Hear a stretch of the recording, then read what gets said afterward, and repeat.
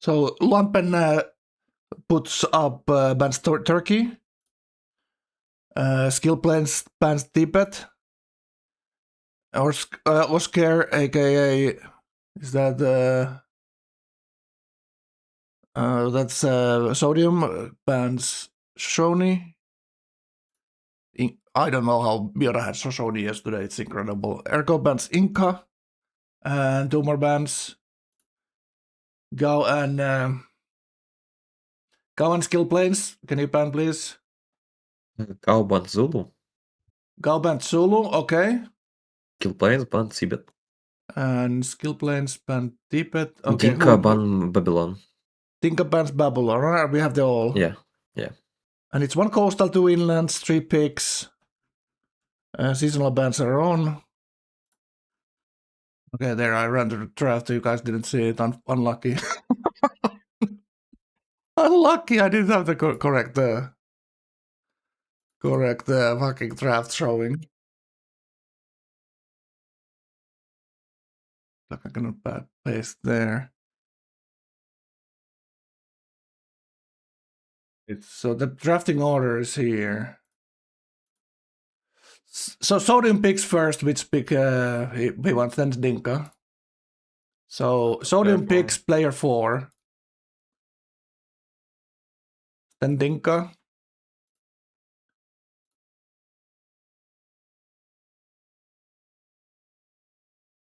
So player 4 picks is Carthage, Manchuria, Rome. Rome made it in. It is the wrong castle. Oh my god. We have even the castle is wrong, Soldat.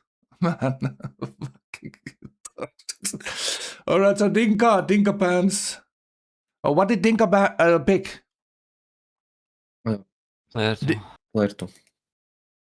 Which was it in tournament draft show.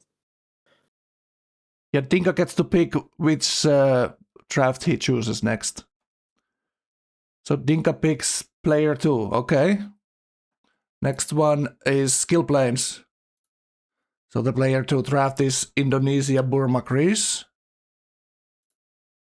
And the drafting here, I did a normal draft, everyone banned 1, and then they are picking which draft according to their qualifier standing. All right, so next is picking skill planes. I picked 3. You can't see the chat? I'm looking at the playoff channel. Okay, the tournament draft. All right. All right, so skill planes picked 3 and Ergo picked 5. So skill planes has Australia, Sweden, Marua. And Ergo has Venice, Sumeria, Hungary. And Gaufat is the last to pick. And what did Go pick? Lumpen picked player 6. And obviously Go doesn't pick anything. Polynesia, Ottoman, Romania. All right, so that's Lumpen's Polynesia, Ottoman, Romania. There's like a meme-sieve Ottoman there. All right, so Gao gets the last pick. Which one was that? Is that Norway, Arabia, Canada? I assume I don't know if anyone picked. I assume player number 4 got picked already. Yeah, you pick the player 1. Go play your country of Canada. Go, you picked player number 1. Congratulations. All right, good luck, everyone. All right, good luck, everyone. We're gonna watch this and, with popcorn. Have fun. All right, there we go. So let's see what they're actually picking. They're already in the game. Oh my god. Who can we go watch? Let's go here first. Sultan PC. Remember, you're still active in the chat, Frank. Don't start commenting on people's starts. Everyone seems to have a bad start. All right, I'll talk to you later.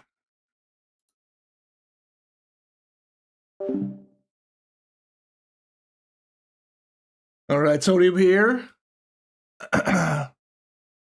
With Carthage, he was the top pick from the playoff. I'm gonna put some music on now. So I'm here alone.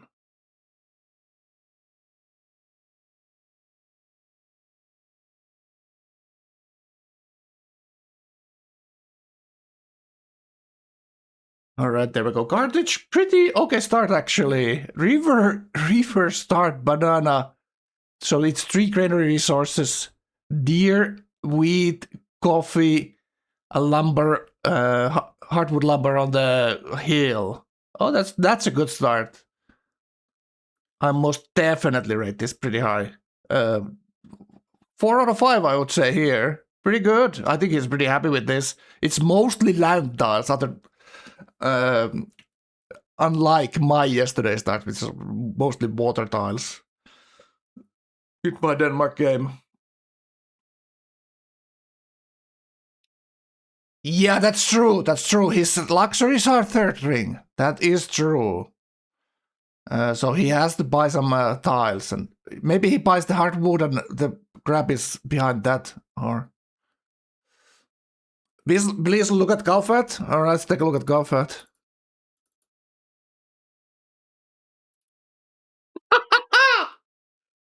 Oh no, Mr. Galfat. What's happening here? It's white and it's 1 food tile. Oh my god. Do we still need some work on the map, chat? Do we still not need some work with it? It's not even fair, even closely fair. It is what it is, man. This is what we have on this tournament. It's very un-Canadian landscape, let me tell you that much. I don't know much about geography, but oh my goodness. How bad? What happened? He can have a nice pantheon on Desert Faith. He can have the wine pantheon. But this most definitely is not what he expected or wanted here. All right, all right. Gown is about... oh, he's saying it's himself. It's not bugged at all. Oh, unlucky. All right, go for the next one. This is skill plays here. And oh my god, he has this... I don't remember. This is one of the Indian sieves. Maurua. This is one of the broken sieves. It used to have this insane... Or it still has the insane cheap monument. It's 15% defense, but minus 15% attack, I think. But the city state right there, much better. And he has Silk, which is the OP regional. You can get the food and culture on it if you pick the one that I'm talking about. You know what I'm saying, chat? Maurua, bro. Is it called Maurua, bro? Okay, I'm gonna call it Maurua, bro. Mystic rituals. There you go. No gold focus, wasted 2 gold. Imagine me maxing the tiles like Tom. We all have something to learn. And then give that gold. Tom would give that gold, bank it up at 10k and give it to someone, you know, to cause trouble. Yesterday's game was amazing. I don't know if you watched, but Syrah gave 6k to Miota to attack someone else. and oh my god, Arvius gave 700 gold per turn to Syrah to not attack him. Oh, so it's 20% busy here. Bonus when defending. All military, non-armor, non-mounted. What? So it's like this 20% Holy Warriors when you're defending. Okay. It's not the Holy Warriors works attacking in your friendly lands. So look at that. Lampen picked Ottoman. And then there's Dinka, who is the other orange shiv right there. That's the one that gets happiness from cities. All right. So pretty good start here. I like this start a lot compared to the other bad boys. Let's try to reload this.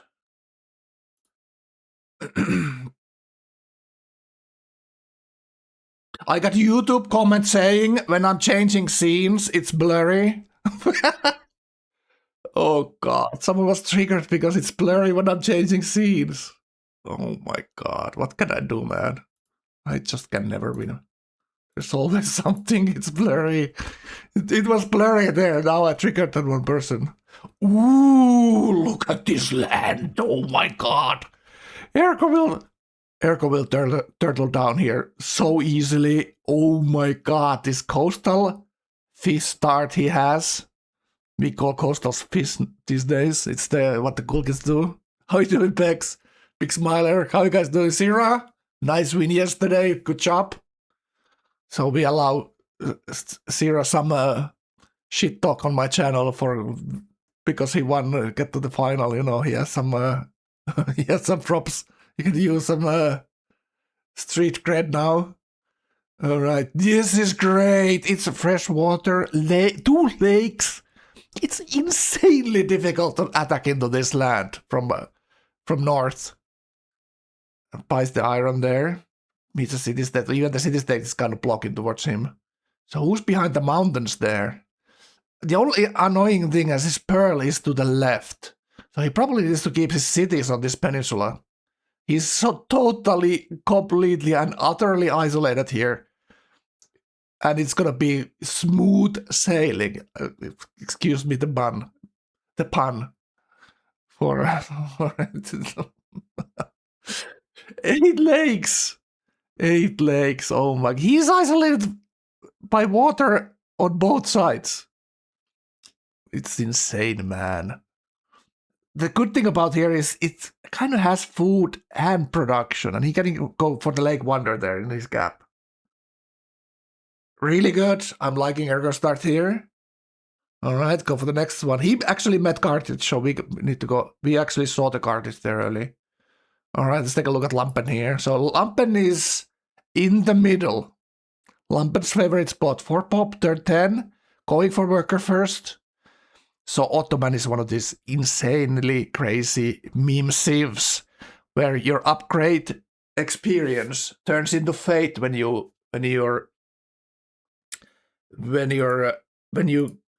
pick a promotion. The promotion experience turns into fate.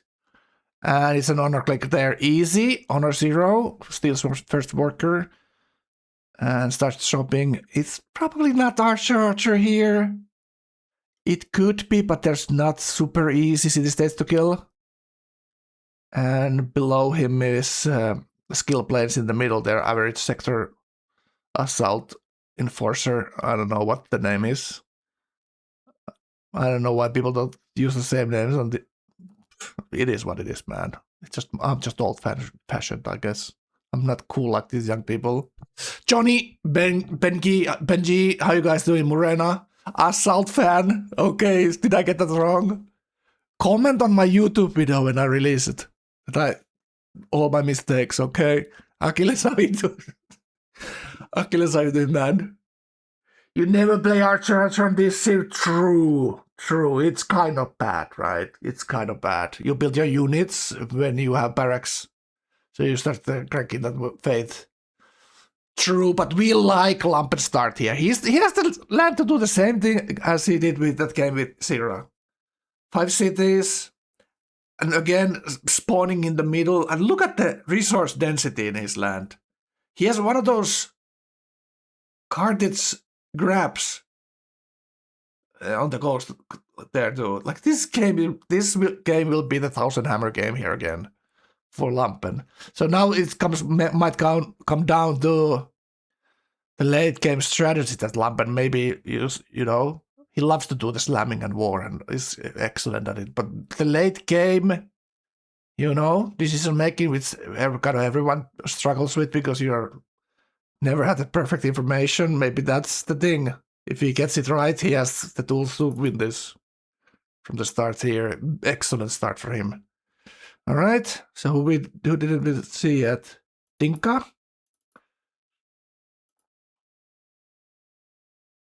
go always full maximum resolution there. And Dinka is actually very good stream quality. Look at this land as well. Interesting inland sea on top of him. And he clicks tradition here. Dinka is known for this very tempo tradition plays like he did in our lobby with Achilles and me in the qualifier stage. The thing is, he doesn't want anything to do with Lampen because Lampen knows Dinka very well and how he plays and how to deal with tradition snowball. And the good thing about maybe for this game is it's going to be very hard for Dinka to pull it off here. And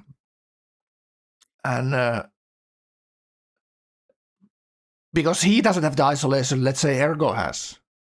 And you see this new ability for this civ. You lose pop when you finish a settler, but the settlers are cheaper. I think that's how it goes.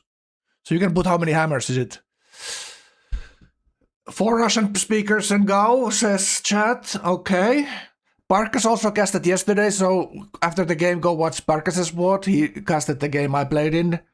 So good job, Barkas. His first cast, I think, in 9 hours. It's exhausting, Barkas. Like Barkas said in the Discord there.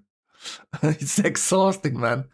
It will absolutely drain your energy when you're 9 hours casting. It is what it is, man. All right, another settler there. Okay. So he went granary. So he's growing the gap every time he makes the settler to 3 pop very quickly. Okay, this is what Nightstone did in our game. He won with this civ. And went the tradition patronage that time. And he has very nice start actually. Mining luxury, silver, couple of gems, gold and cocoa on the city there. He's probably gonna settle. He might settle between the gem and lapis up north. It's a pretty good spot, but quite close to honor neighbor there. So he might give the lapis even for Lampen to settle there. They most definitely will talk about that. The left side of his area is not that good looking. The north side is pretty good. He can do 2 cities on the lake there and cargo ship it. I don't think it's going to be more than 4 cities here. And I'm expecting great live here. But we'll see. We'll see. All right, let's take a look at the other players. So Lampen and Dinka right next to each other. And it's looking like Mr. Galfat, my caster partner in crime, is actually kind of isolated here. He has this terrible start. He went for pop and first settler coming out now. Don't starve your cap. Yeah, don't starve it, man. He's going shrine here. So what did he pick? It's Liberty, obviously. And I don't see how to play Liberty with this land, not settling coastals. But somehow Gao kind of sometimes manages to do it. Does he have any neighbors? So he can maybe affect Dinka's game. Dinka is up north for him. Does he even see some borders there? Or that might be Maurua's borders up north. So where is he exactly? Is this one of those tall maps then?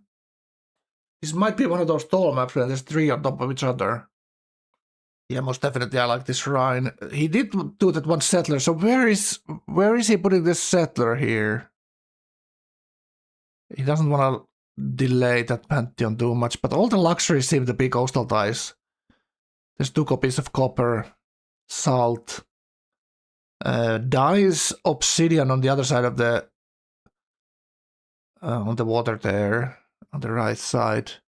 Lapis is pretty close. Oh, he just wants to set the borders there and get the city on the lake because lake is all. These lakes are actually, yeah, they're great for Canada. You get that extra culture there and gold.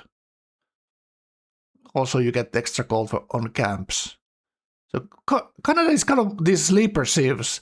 If you have a big river empire, the gold per turn, because you get 1 gold from the unique building, So it can snowball hard late game with the what's it called, the Hortons, Tim Hortons unique building that gives gold for the rivers.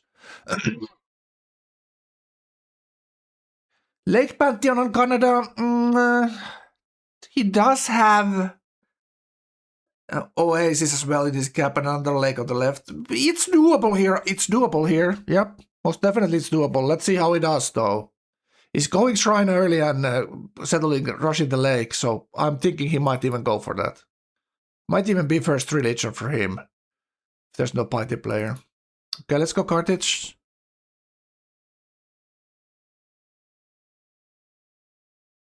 So Carthage is here. Kind of isolated too, but how close will Lampen do? Because with me, Lampen always tries to get close borders for obvious reasons.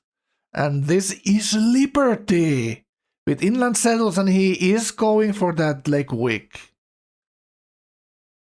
Okay, I see. So maybe it's he wants the borders maybe with Ergo there.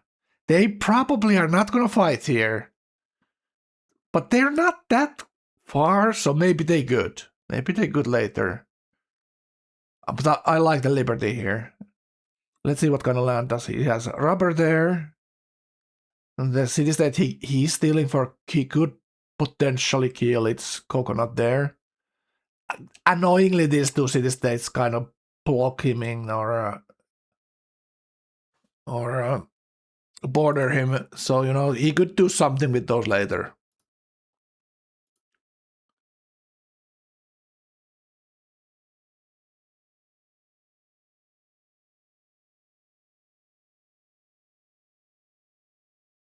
There. All right, the first city on the Lake Wick there. I like it. He does need a worker there. It doesn't have that many production tiles. Like when you, as Liberty, when you settle Lake Wick, you want it to have a lot of production, the spot you're putting it on. He's multi-stealing here, which is smart. I like this a lot. He needs most definitely a lot of workers here. And he knows he needs all the tempo he can have against Lampen later if he has to defend that side. Liberty multi-stealing is very strong. He has these 3 coastal city-states he could go kill later if he doesn't find islands or spots. I think it's at least settling 5 cities here in total. He's going for this unique building already. Huh? What is this? Kind of interesting. I would be just spamming settlers here. He's gonna have the settler policy in 2 turns. Okay. He probably settles that inland spot for that Jade there. Yeah, the Lake Wick city it's only gonna be good later. It also misses the gem there. Maybe they talked about it with Ergo. I don't know. But it could have had that gem as well.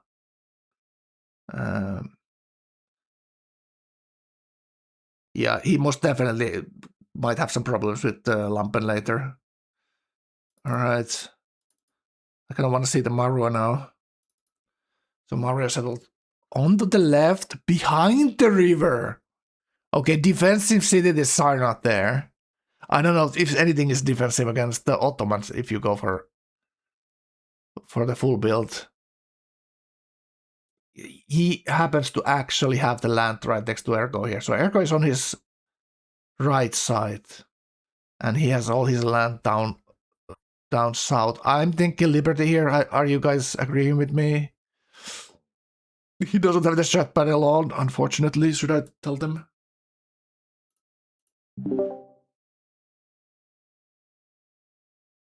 Can you put your strategic panel on? Thank you.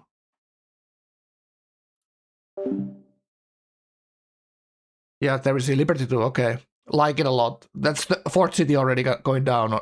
Turn 26, so that's pretty good.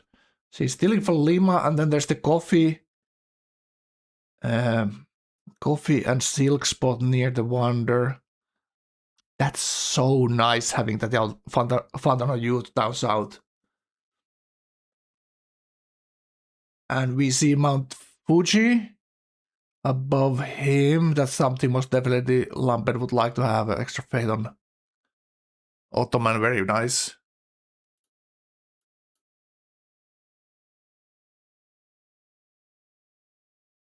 Aurora.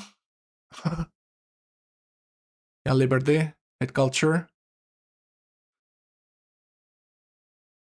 What are you guys talking about?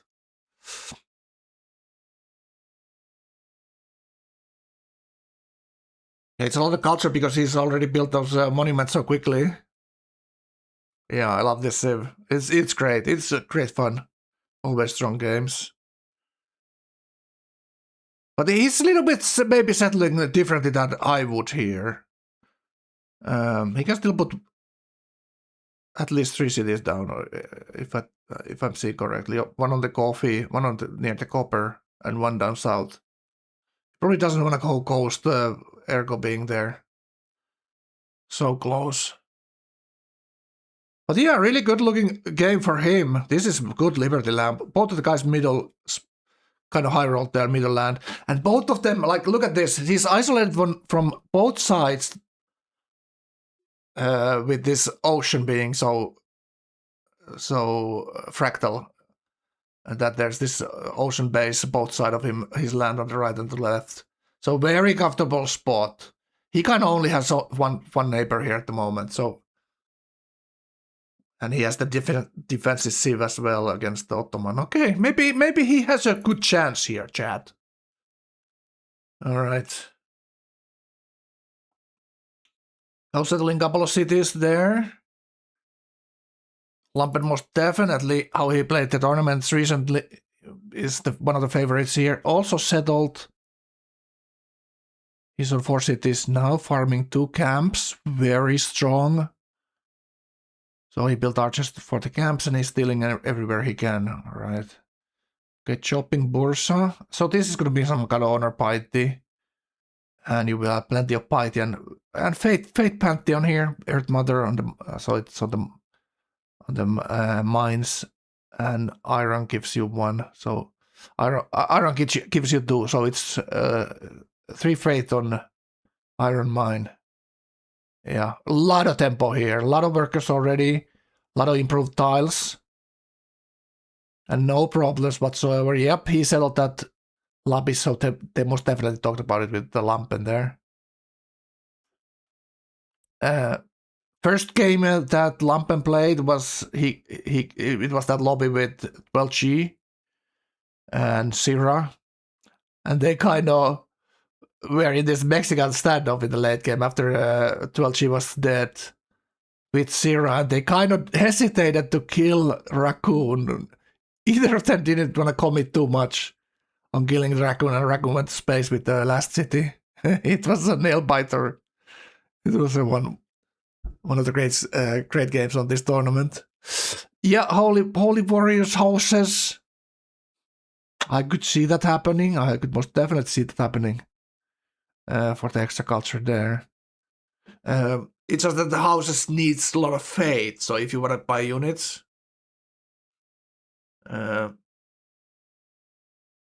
you need to make some choices there. But for late game, you kill someone with your unique units, and then buy the houses when you get them, right?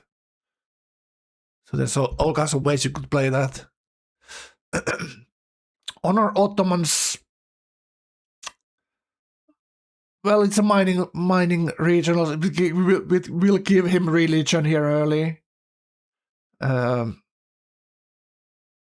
So yeah, it's a lot about getting to pick the things you want to have.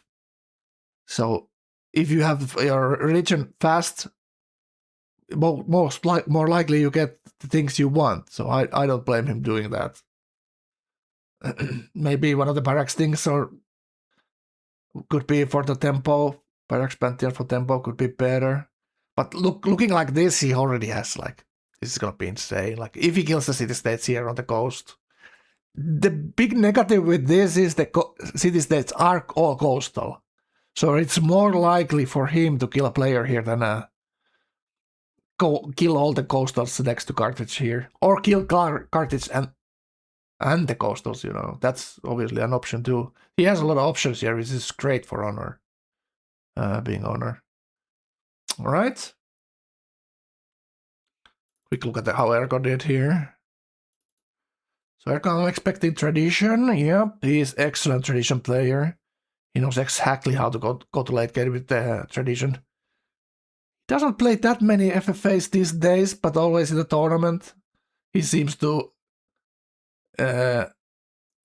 lock it in, so to speak, and excellent games this tournament. He was on that first round of players with that game with Achilles and Mioda. Achilles went space when Mioda and Ergo tried to kill him, and there was that nice, great moment when Achilles and Ergo nuked each other's fleets. Oh, fantastic. So he's going for city here, and not crazy tempo for tradition or quick settles, but the land is great for this. Absolutely great for this, what he's doing here. The last city is probably going for the Labis here.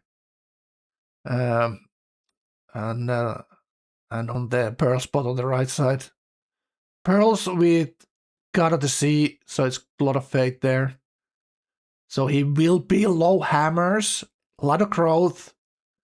But early he will be weak, but later he will be giga strong. He gets religion and tradition finisher around turn 55.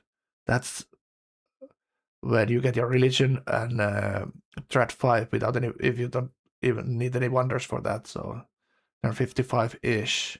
It's a strong pantheon if you have that around 10 fish. That's where the cutoff is. 9-10 fish. You're good to go with this. All right.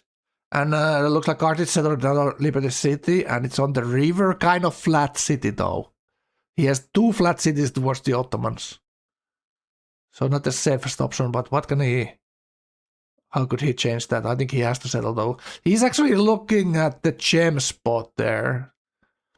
So I'm thinking like, if Carthage comes from the gems, could be problems. Because those borders will be kind of tight there. But it maybe on the gems it could be fine. We'll see. Alright, very nice. The coastals are getting their games rolling. Let's go Dinka. I'd say one of the other favorites. And there we go. I expected exactly this. Great Life immediately there. And that is Canal City to the Sea there. So he can get free content here. But I like it. I like it a lot. He can get that nuke sub later out if that's where this is going. But we'll see. Great Life. This is going to be the wonder spam here we expected. Very dangerous to do next to Ottomans. And he has one more settler going somewhere here. So where the hell is this going? Because I don't necessarily see a spot here. He could run it all the way to the Lapis on the top left corner. On the Ghost. I just don't see the spot. He already has the gems there. But it is a spot there. It's horses. It is that luxury. But it is a big compromise to bring it there, in my opinion. But 5 cities is always better than 4, in my opinion. So, you know, we'll see how it goes. And look at this Gaufat Lake City that we see it from Dinka's perspective here. Kind of close to Dinka's Gap here. So Gaufat kind of has a avenue into Dinka's game at some point here. The terrain is kind of flat. There's a couple of rivers, a couple of mountains into the Gap. But that's just a, you know, normal day in the office for Gaufat to attack into this kind of terrain. So, oh, there I'm saying it. He should have run the settlers on the top left onto the coast there. But this is much more defensive setup that you have 2 frontal cities, Ottoman. So it's not all bad. We'll see. And he most definitely will get this Great Life turn 37-ish. Yeah, as tradition, it's flat city. Yeah, we have seen a lot of this tradition snowballs, like Crabbo yesterday in our game. We've seen a lot of these tradition snowballs with wonders this tournament. Absolutely, almost every game has had it, and here it will be very difficult next to Lampen. We saw how difficult this was for 12G in the previous game with the Lampen defend. It was kind of semi-wonder spam on 12G. Not bad tempo at all. I think he even had... Was it Grappa who got great live there? 12G got Petra. But 12G had great tradition game. Not perfect, but pretty good tradition game. Still he fall flat with science to Lampen's honor. so Lampen outsimp with honor 12G as tradition, in my eyes at least.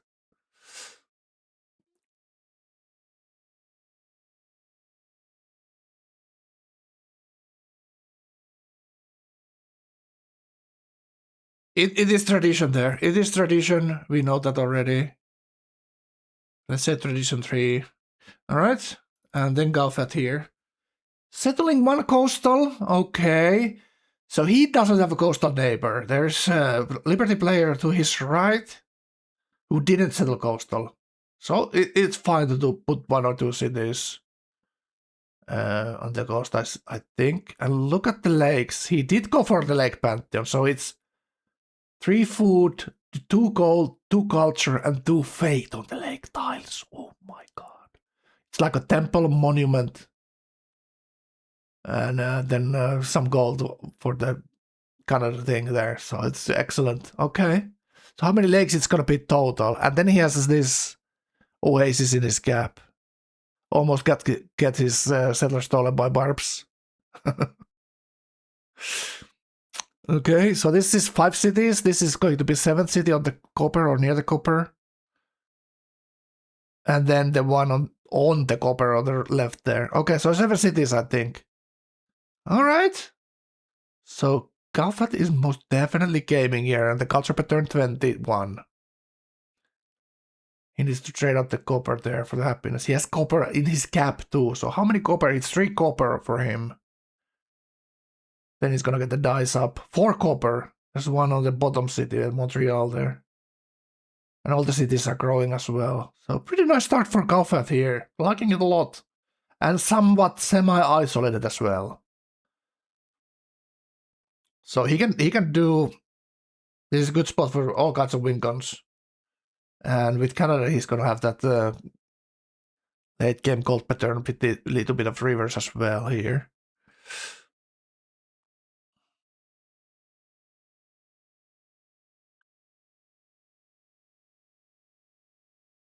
All right, looking great. Let's go for the next one.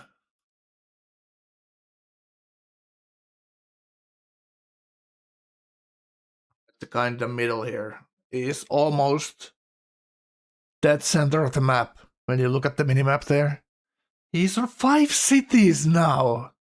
So what is this? What are we thinking here, chat? 5 city liberty. I would most definitely settle that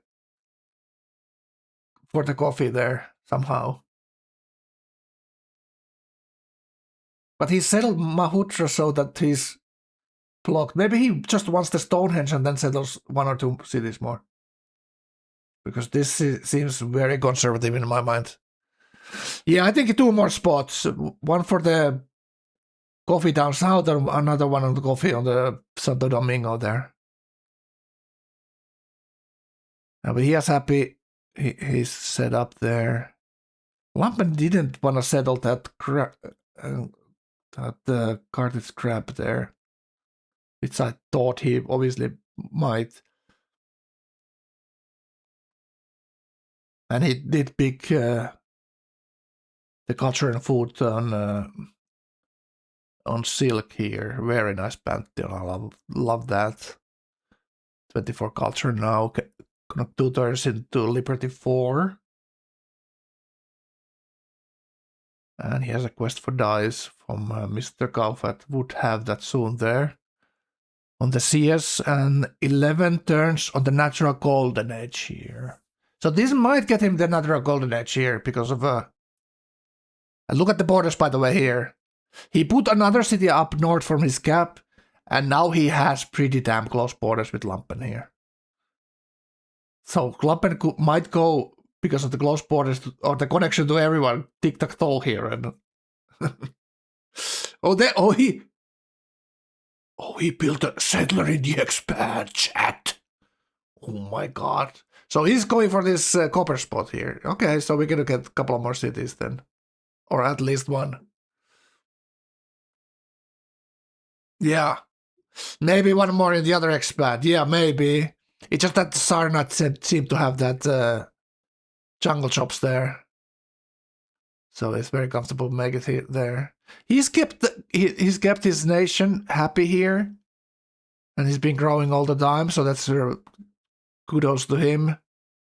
That's how you play Liberty, in my opinion. Keep it happy and keep everything growing. From turn 0, man. Immediately stolen. Oh, good job. So where would he put it? Yeah. He didn't think through this settling, how he settles these cities to have the best spots for the remaining settlers. So he was kind of, he could have planned the cities differently and get them maybe, But we'll see what the plan here is. He most definitely wants both Stonehenge and pyramids, which is kind of greedy to expect getting for both. But if he gets them, great for him. And if he's building the Wonders of Golden Age, could be good. He misses out on the natural, which is, it's a big decision here. He's building 2 Wonders, so I don't blame him going, abandoning the natural Golden Age and going for it now here. Yep. He might even get the Stonehenge 1 turn there if he really tries. You hate the GA? It is what it is, but if it gets him the pyramids, I think it's worth it. He will still get the natural later, but it will be it's not the same, obviously, right? All right, who we go next? Ergo. Take a look at. Oh, we did take a look there. So let's take a look at Mr. Lampen here in the middle. He already got the religion here. Look at this, chat. Look at this, chat. Turn 40, religion as honor with Earth Mother. You guys asking, is it the right thing to do? Hell yeah, brother. First religion, he just goes for Nava in the camp. And Holy Warriors immediately. Oh my god. So this is what I'm talking about. He went for the thing, first religion, and picked immediately what he wanted. He's not playing games, chat. He just, when you know what you want, lock it down. Let's go. Did Lampen ever not in the final with Nightstone? He was gods, and he did honor in the top right corner, and they were fighting 1v1 when Nightstone was.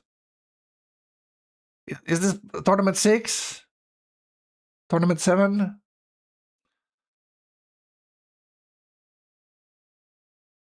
Dinka F. Dinka F. Oh my goodness. But it is Holy Warriors immediately. Look at the chariots coming out. You guys think this is for city states?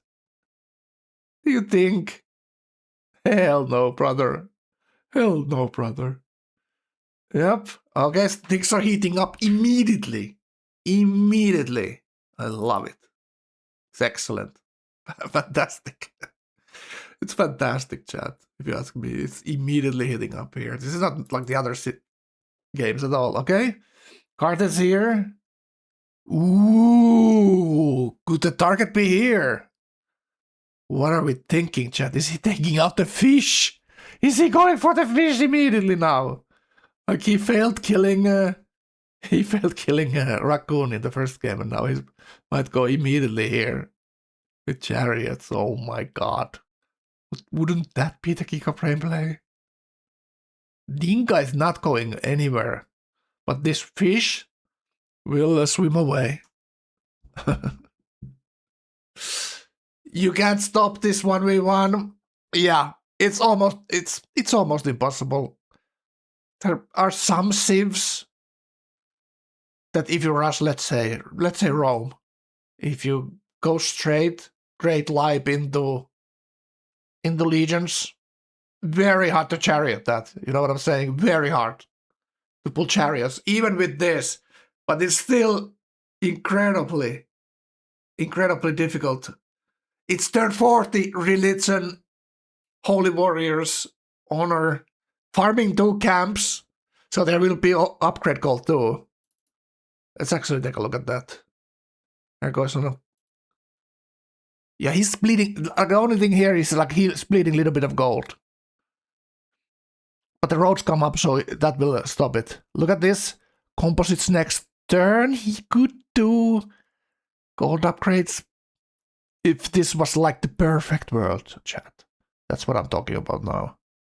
If this was completely perfect world, he would have some gold to upgrade here. From tributes, etc. For composites. But still, excellent game. Excellent game. Yeah, Chariot's coming. And he has... Okay.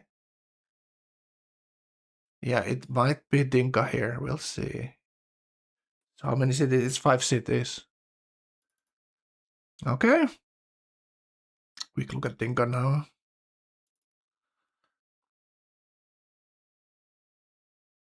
Yeah, there's like... What can Dinka do here? Chop jungles for some spears? Like he should. Like that's what I always keep saying. If you're ever on a neighbor, you just need to build a couple of spears. But this Great Lipe into Oracle, all the gap hammers, first 20 turns goes for wonders. Does he have cargo ships? Cargo ships are coming. So he doesn't have cargo for the land cities. And look at how much he's missing for not having multi-stealing workers like Lumpen did. It's incredible difference. It's incredible early difference in the game tempo. That's why you see armies do a lot of honor, a lot of liberty with the worker steals for the extra tempo. There's a lot of chops there. Sometimes you can change your tradition game quite a bit, chopping down this early stuff. Oracle is so... Oracle is... It's just Scrabble level greed here. You're just cranking the greed into 11, man. From 10 to 11. All right. Yeah. Papa Pless. Dinka here. He most definitely needs all the luck Sivkat can give him. Alright, so we can take a look at there goes 4th city here. And Carthage does settle on the gems there. So it's not completely free sim here. There is a little bit of border tension for Mr. Erko. And he already has lighthouses top 2 cities and is going for Colossus. Colossus is non-contested because the other guy got Liberty. So he's most definitely likely to get this.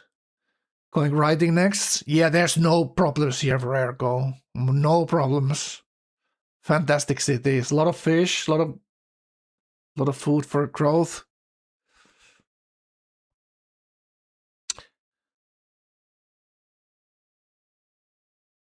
It's... yeah, I guess Liberty is more durable. Yeah, you're right. It is.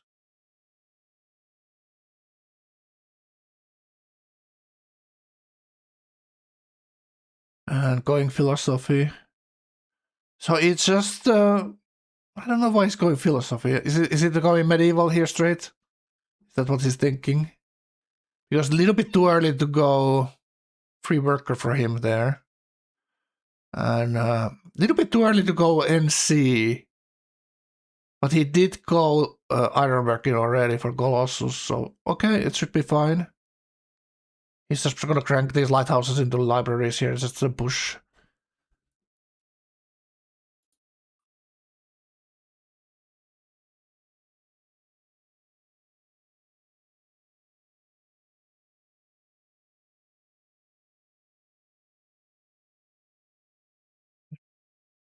And push push the NC libraries into the NC there. I think that's just the other order of things. And he has both of the. This is pretty damn good. This is pretty damn good. He has both of the cargoes going. 2 cities with lighthouses. And turn 44 he's gonna finish. Not super quick Colossus, but he will get it, so it's all good. It's all good for Ergo. Alright. So the other guy on the other corner is Galfat. Who might get new borders up north soon. He's going libraries already. Granaries, every city coming up now. 2 coastals. In a relatively defensive side of the continent here.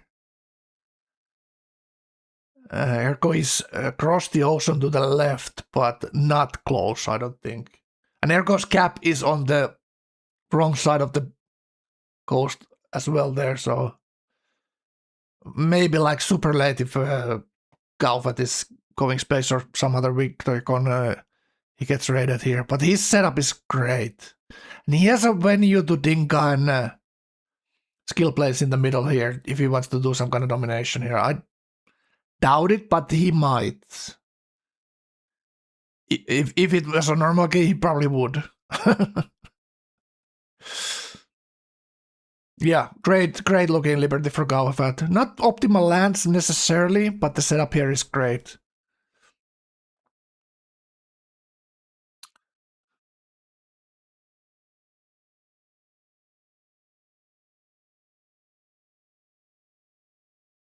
Lampen POW, let's go see Lampen. Yep, that's right, damn right, Megabug. Ooh, it's already so much stuff! It's a ridiculous amount of stuff already, chat. Fucking hell. Oh no. Oh no. I'm gonna get coffee. I'm gonna lose my voice if I don't drink something warm. Alright, so it's on. Immediately turn 46. This size of an army jumps on you. Good job with that Oracle, man. Did you get it? Feels so bad, man. Feels so bad. You know, I've been there, you've been there, chat. Everyone's been here. It feels so bad. The honor guy in the middle steals from 10 city-states and oh my god. Jumps on you there, 46. Oh my god. Yeah, this is great for this. This is great for this because every single promotion he's getting here, basically shooting the cities because there's no units, just turns into fate for him. And more units. So it's like this absolute definition of snowball. Look at this, already buying this. Double promoted. Double promoted. Oh, double promoted composites. Bad time for Dinka. Having such a great tournament, by the way. Let's just say, Dinka had great games. If he was isolated, he would do what he did with me and Achilles. That was some kind of, what was it? Turn 110 landship that Ken Achilles might remember. No one could do anything. We sees it probably like turn 125 or something.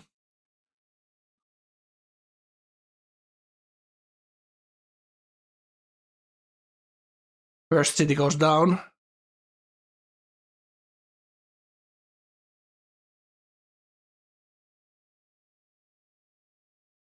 And Gaching, not even full honor yet.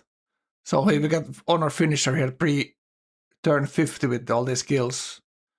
And there's the spearman that should have been in front of the city. Would it mattered?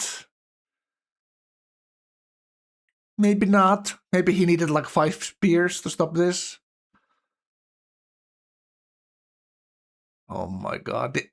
Since when is the last time we saw chariots in a playoff game? It must have been Mioda killing that Coastal Korea player back in the day. Tournament 3 or something, Tournament 4. And that was one of the best honor games we ever seen for Mioda that game. He killed 4 players before Cav. Landship, fourth one with Landship.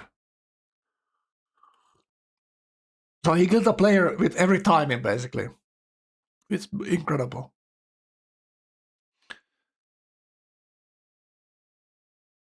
This is a free bird is perfect. It is perfect. It is perfect so many ways.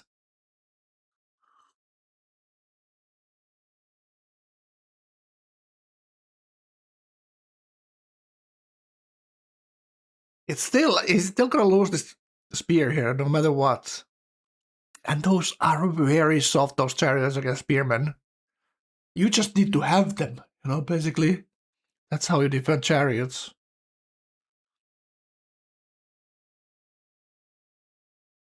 Still, like the thing that you can learn from Lampen here, well, not that one, but normally he's not, he's taking his sweet time.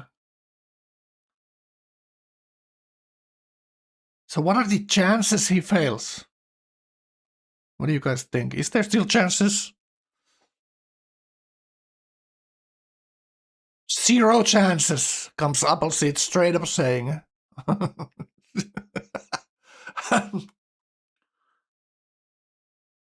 Fantastic. Absolutely fantastic. I wonder what the lobby is thinking. The cap taking damage. Like 3 turns into the fight. 2 chances, 0 chances, Achilles says. Okay, I see. So there's very strong agreement in chat how this is gonna end up. Can he finish? Can he kill Dinka during the solo? It's a long solo here. It is a long solo. I've seen this live, and there's 3 guitarists, and they all play solo in this.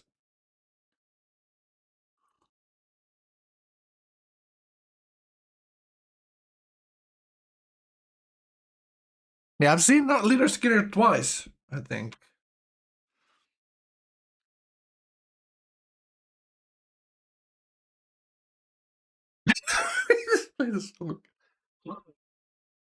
Yep, chariots everywhere. It goes without saying. It's only 13 fate pattern, but I think he's already bought 4 composites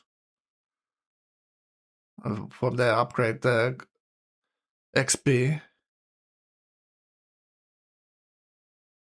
Yeah, this is now a little bit tricky. This is a little bit tricky because there is this city triangle he needs to push into. Oh my god, there's another classic song for this moment. Another classic. This is where you put the training montage.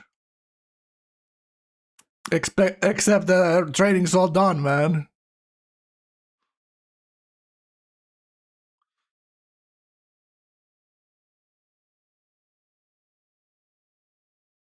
Yeah, only thing, like, he should have done another road into Pagan. Right? He should have done another road to the gold or the forest there. So he could flood in from 2 directions. Like, yeah, stepping into this, into the city shot range, he's gonna yield damage here. And he's gonna lose some units.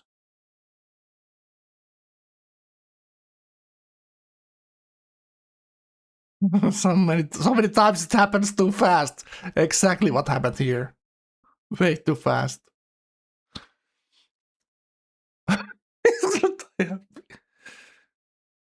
Oh. Yeah, then Fate for the first one. First promotion. Second one is 20, right?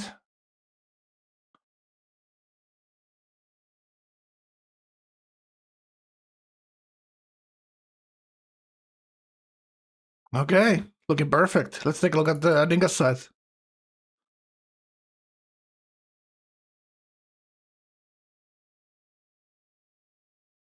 Yeah, it's still not done, but it is very close. It is very close. Composites coming every city, but in 3 turns, 4 turns, 5 turns, 4 turns. The cities are growing, so it will be a little bit shorter.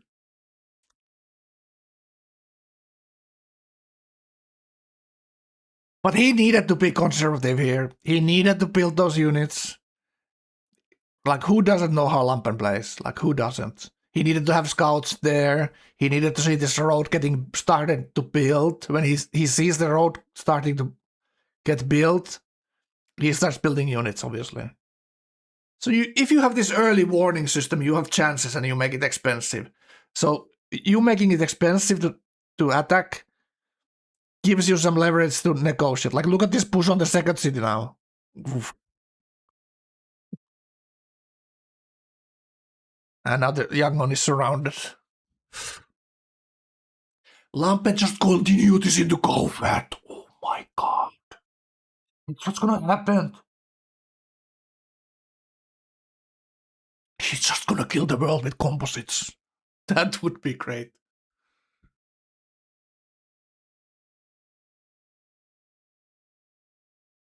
Do we have to check if Golfat is building units?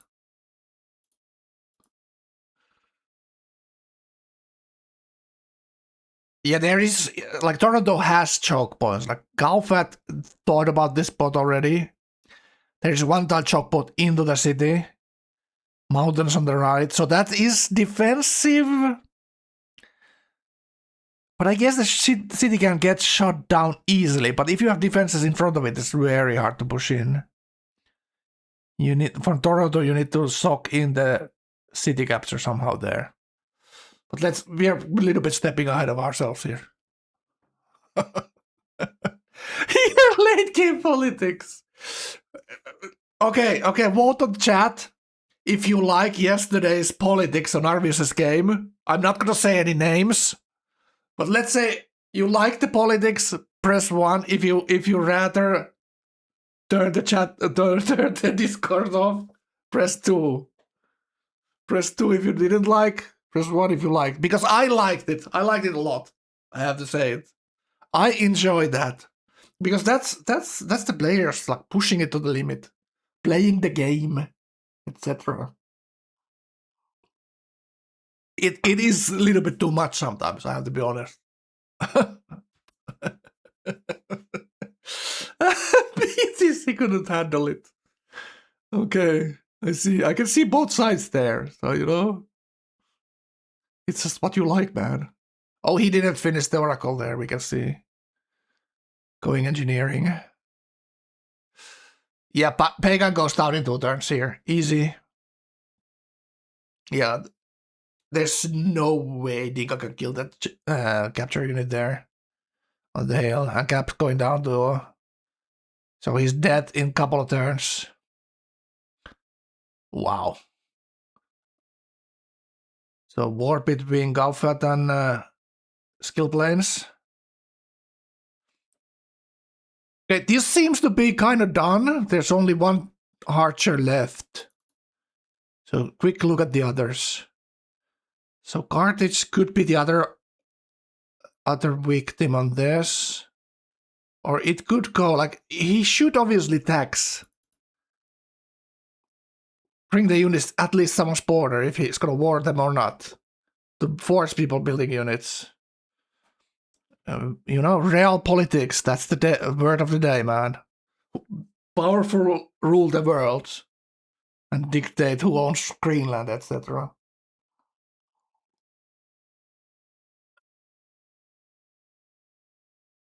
He's just given up, yeah, a little bit, I guess.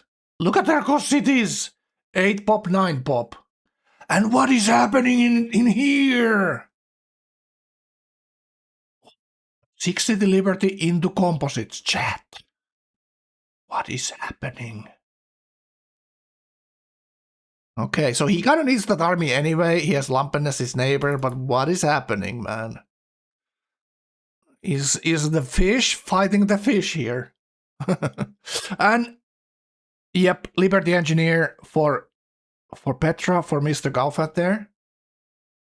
And someone phoned C9. Okay, so who has C9? Hello, hello! Bing TTV, welcome. It's No Quitters Tournament 9, playoff game 6, last spot for the final that we are competing for. We already have Raccoon, Achilles, Apple Pie, Enormous Apple Pie. Who else? Yesterday we got Syrah, and then we have someone who I'm forgetting. You guys remember?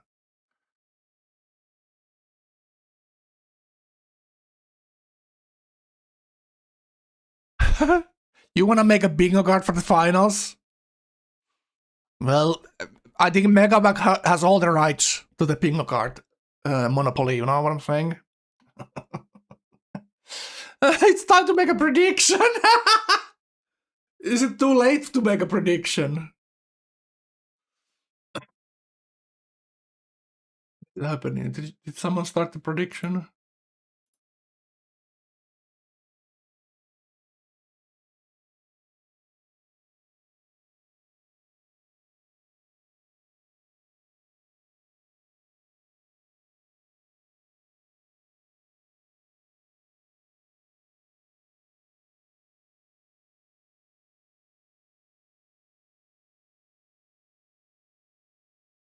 Do you guys want that prediction? We can do it. I'm such a goddamn noob at this, though.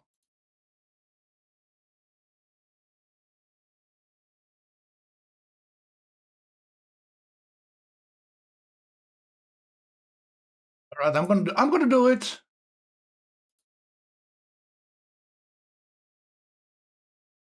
If someone votes Dinka, I will be very surprised. You're taking a risk, sir.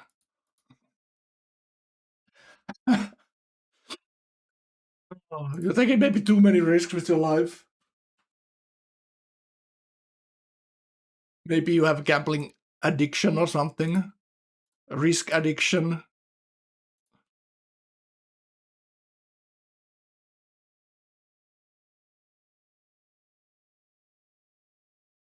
All right, I'm gonna start it.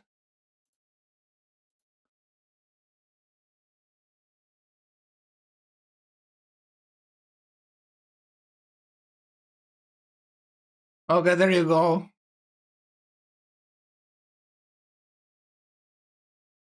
"24 hours, I need to confirm it. Go vote your asses off. Sell your grandma for the points. And I bet someone in the chat will be buying. 30 seconds! How is it 30 seconds?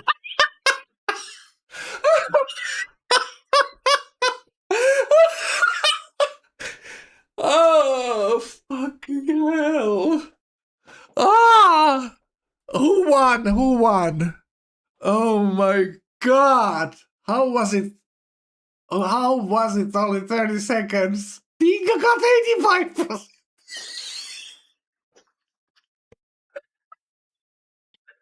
Oh my god, I'm dying right now. Tinka got 85% of the votes. Fucking hell, dude. Dude. Holy fuck. Oh, that was the quickest. How do I set it? How do I set it longer? That's what she said. Oh, fuck. Let's go watch the Dinka. Okay, that's the voting. Voting has concluded. Unlucky if you didn't make it. It was 30 seconds and Dinka got all the votes almost. Unlucky. We tried. Oh, shit, bro. That's perfect.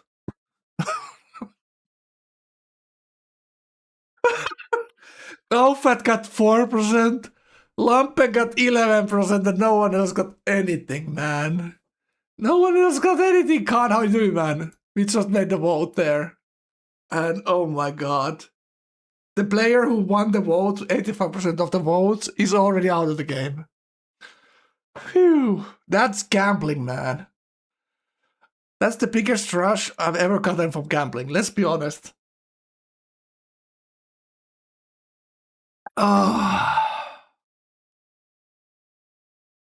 Should we take a gambling sponsor? Is that ethically? Is that ethical? If you take anything from this gambling attempt, it's a scam, man. Let's be honest. It's all a scam. Who's an idiot to gamble, man? It makes no sense. Invest on the stock market, man. That's what I would do. It is not as rigged. Hot take. This needs crypto and gambling sponsors, man. That's so scuffed. It really does. How much, if we made maximum campaign, think about this, chat. If we made maximum campaign and pulled all our strings, how big of a money pool would we get for this tournament? If we actually got a sponsor, would we had, what kind of chances? We had like snowman chances in hell to get any kind of money, but you know, it would be just hilarious if there was like 10k. Let's say like 10k. Oh, you need frag points? It's, no. It's crypto francs. You know how like, you know, France had francs, didn't they? I might be spreading fake news. Oh, Lampen is just cleaning the house here. He just did the house call on Dinka's place. He's just taking out the trash. Collecting the rent. You know, taking the payment easy. Normal day in the collections office for Mr. Lampen. Alright, so Cal is a smart boy. We all know that, you know. He must smell the air. He must see the dark clouds gathering. Like Lampen is winning at the moment hard. What's happening? Khan gifting a 1 month Khan tier. _ 2017 gifted Appleseed _ a subscription. Khan _ 2017 gifted a tier 1 sub to Appleseed _.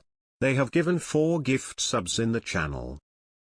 My god, thank you so much. Big donations rolling in because of the gambling, I think. Thank you for the support, Khan. And Kella gets timeout automatically. Fucking, this is a perfect world we live in. Good job, Kellan. Oh. Fuser? How can you get away with that? Is it that when you have some kind of, you know? What's happening? Limonal just gifted 5 subs.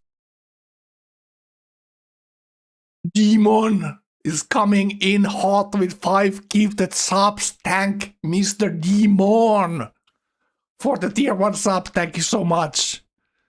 It's raining gold, chat. Imagine. We're getting there, man. This is Hollywood.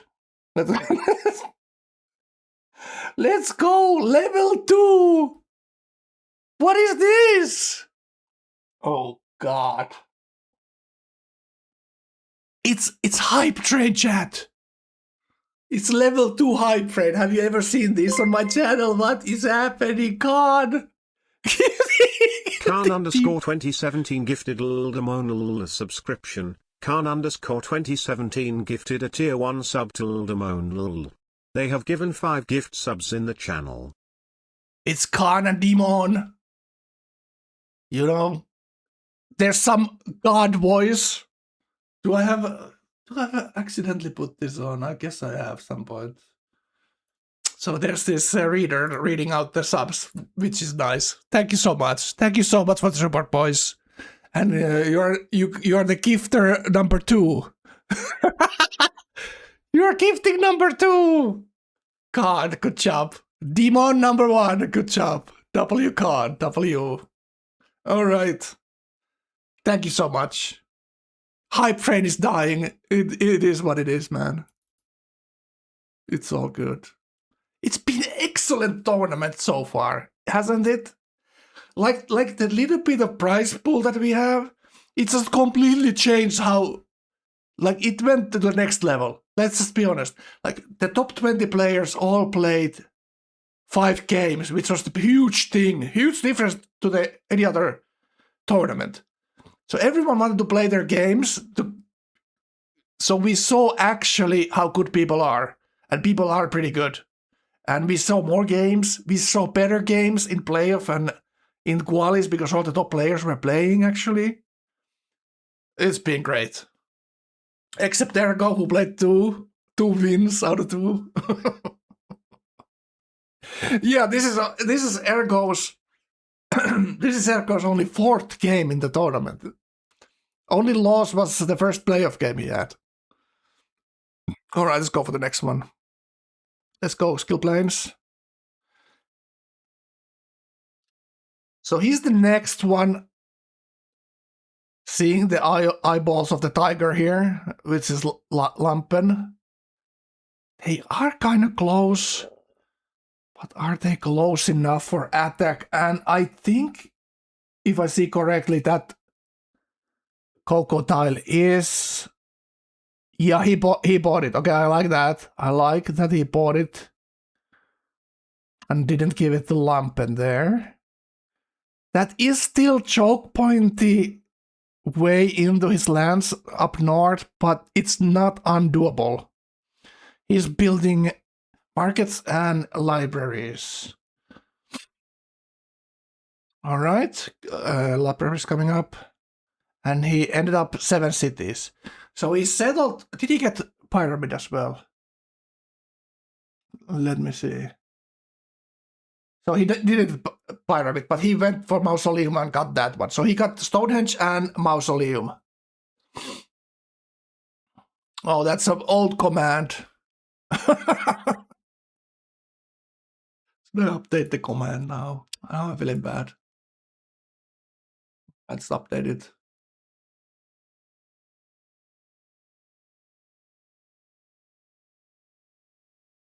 Yep, but he most definitely, yeah, clicking on her there. I wanted to see that.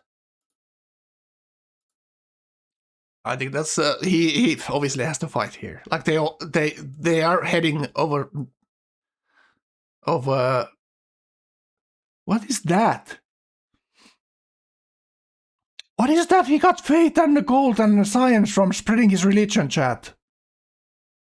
What is that? We need to actually change the commands for Maurua because these SIV have been changed since last time, last tournament. So there's the new versions of the patch have a little bit changes on the SIVs. All right. Ooh, what's happening? Yep. Okay, that's the treasure plane. It's not hype train anymore. It's treasure train. 7 subs. Thank you so much. Hype chest. What's the hype chest? I need to share my hype chest. Okay, man. Fish war. Let's go to the fish war. There's a message. All right, let's go see. Oh, yes. We totally forgot about this amazing ability Carthage has.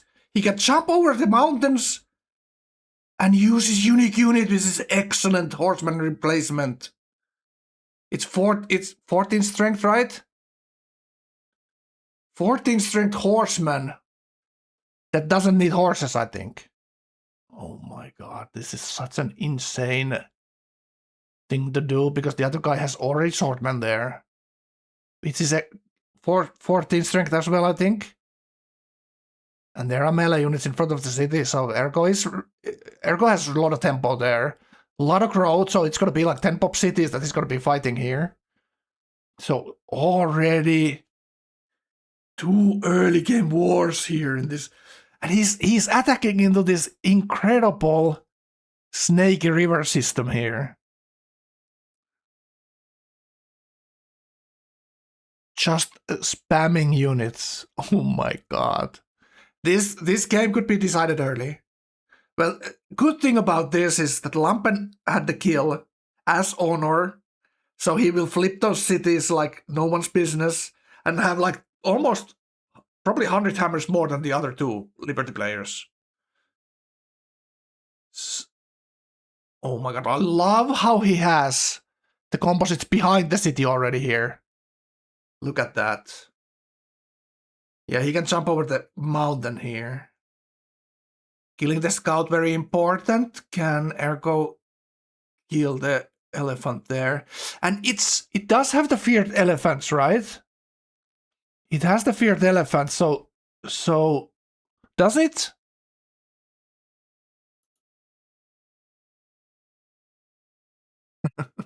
Oh, it's a cat getting a medal. Oh, that's pretty nice. Look at the cat getting that medal.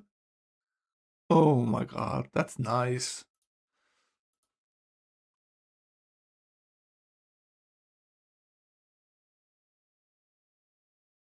Yeah. Let's see. Do we have it? Do we have it? The Cartit's command here. This card. You know, I know nothing.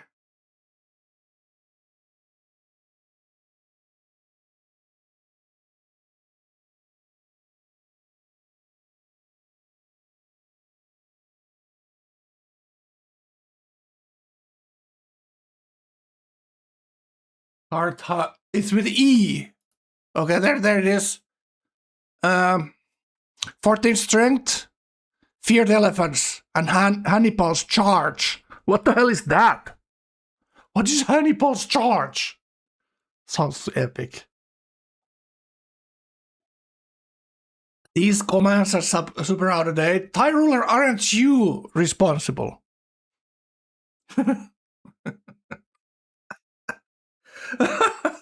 I need to go through them. I need to go through them after the tournament. Or for the final, maybe, if I'm casting, we'll see.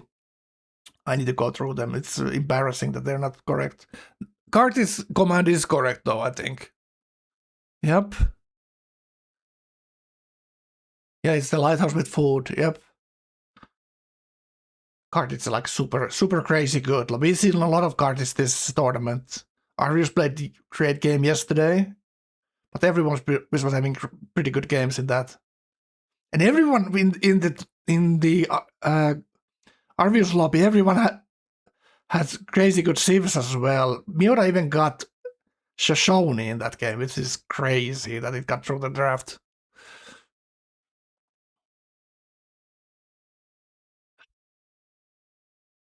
Hannibal's charge is 25 watts. Oh my god. Oh, look at that. Ergo doesn't have gold to buy these rival tiles, so he can cycle units, and he will get the kill here. Yep. No! Epic. Ergo is on fire here. Good lord.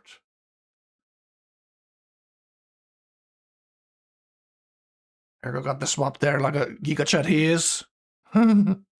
He's lower than you, is he? Oh, you're talking about the Cart's player. I guess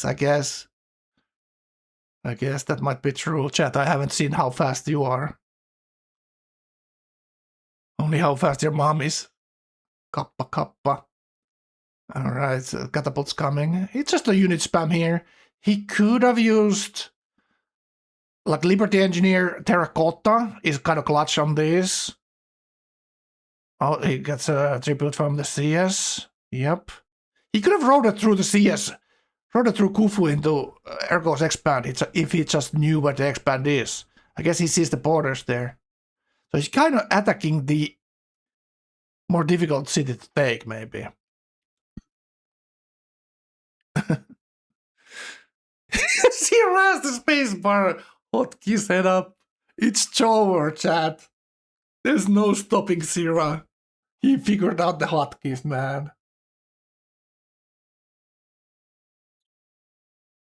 Zero is gonna be almost impossible to stop in the final, I feel like. Road over the mountains. Oh my god! But your workers can you kind of need pyramids for that. You need one-turn roads. If you don't have one-turn roads, it's very hard time for the workers. But he has kind of the critical mass now near the city. So if he kills both of the swordmen, if he can kill both of the swordmen next turn, and there's no other units showing up, he might have the city surrounded. He can even slam the sword from the mountain or put composite on the mountain and shoot from there. He gets the heal of the composite behind the city. Yeah, big thing for Ergo not buying the tile. Now he gets the village there, so he had binded the village key.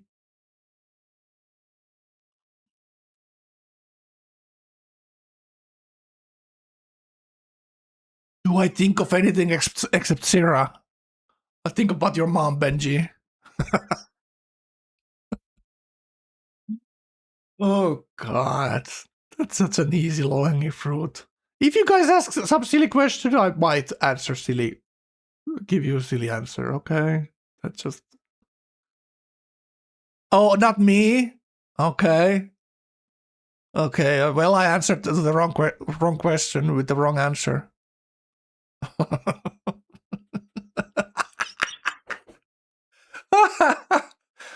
I made 2 mistakes there. Alright, let's keep going. Well, this is... Oh my god, Ergo doesn't get the fish free sim here. Defending pretty alright. But obviously, we expect a couple of more units in the front there for Ergo. Okay, there's the C9. No one actually settled the C9, huh? So it's actually that Dinka had the C9 behind him and didn't even find it until later. Like, we have to take a quick look at Lampen. Is Lampen marching his army somewhere else? Oh, he's scouting his next victim here, I see. He's already building workshops everywhere! Look at this! He's 4,000 straight into workshops. There's 60. Fucking hell. The honor science from kills is no joke. Like, look at those demographics. So he's there 66. He's gonna have civil service. And workshops done everywhere. Oh my god. Which means he could have crossbows there 66 after all this. That's ridiculous. Or very close. Before there's 70 crossbows. He's golden age. He's 7 happy. Oh my god, 44 culture. Let's just compare that to our friend Kaffet here. Less culture, less science. Big gold pattern though. 37 gold pattern here. So he's kind of making that crossbow gold, but he's not going. He's getting workshops next turn, chat. You know what I'm saying? Very hard to keep up with just free sim liberty. Very hard to keep up with normal honor, even when he's killing someone. Good lord, man.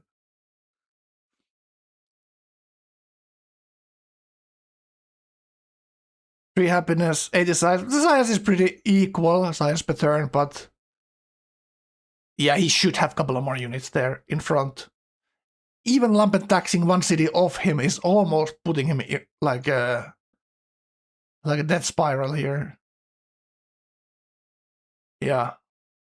And now that Lampen has so much power behind there, production and cities. Even him taxing these two guys for worth of 1 city tilts the favor into his hands. Obviously, Lampen can get teamed here, which is obviously these guys is probably best option here. But we'll see. So Gaufat is farming Patronage 0! Patronage 0!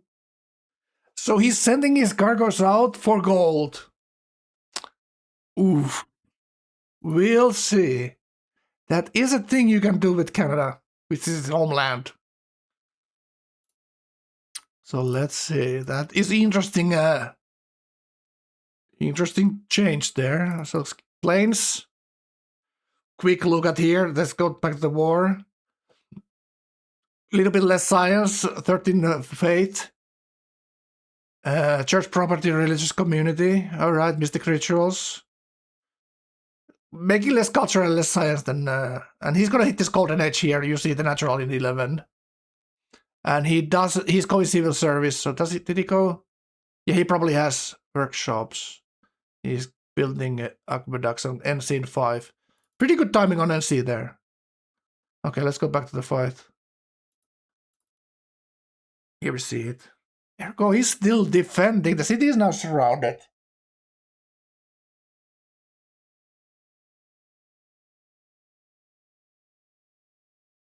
Yeah, Liberty guys are now making like 50% more science than Ergo here. Oh, this is actually Carthage. He's on 6 cities only. They didn't build libraries, obviously. Civil service in 3. He's not going crossbows here to finish this off. He probably needed maybe crossbows, but is that here already if he goes there? Yeah, he's fixing the roads. Okay, catapult goes down. Unlucky. The walls are there now. 2 more composite shots. He's not gonna die yet, but a couple of more turns he needs. He's not gonna slam anything there into the city though.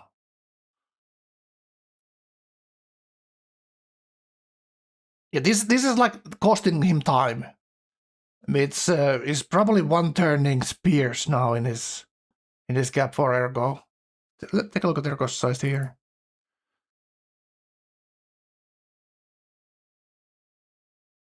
Ergo needs boats. Gallias is so far away, but Ergo is obviously going guilds here. Yep, that's what I'm saying. That's what I'm saying. Like, if the other guy goes guilds and you don't, you might stall here easily. But obviously the thing here is... Oh, look at this. Ergo might get some cargo villages here. Yep, that's very unfortunate. That's very unfortunate. Like, Ergo's... Like, Sodium was thinking that Ergo will have better late game here. And also better coastals. And he only has a couple of coastals, so he needs to do something early. Like, this coastal fight is always going to be very expensive. Whoever is gonna do the attacking. So might as well go composites all in and see if it works. This is going to end here. Yeah, that's kind of the thing. If Ergo gets to crossbows here, it's probably gonna be here. Yeah, the spears crank very hardly on those unique units, and now he loses 2 of them. It's very hard to keep up with this, and Ergo is gonna get this village here. And obviously Ergo's traders cannot get pillaged. And every luxury, sorry. Oh, oh! What's that? Brother, you! Was there actually... Ooh. Is there actually Great Barrier Reef up there north and he didn't build a boat? Like, one thing I've discovered is with Liberty, building the boat saves you so much hassle. If you think there's islands, if there are islands, just send the boat there. You can settle better cities. Lumpen overflow cap shrine into chicken. Oh my god. Let's take a look.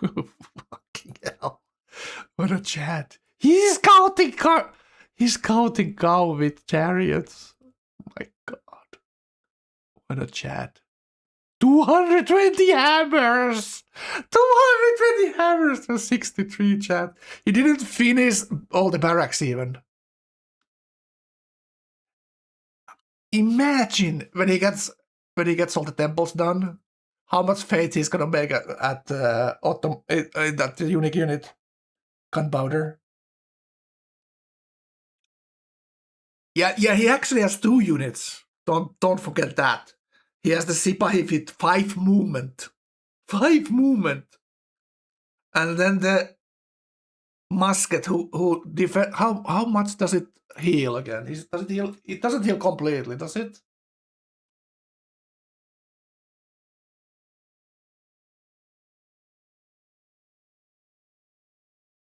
Is it like Ottoman? Should I know these commands on my own channel?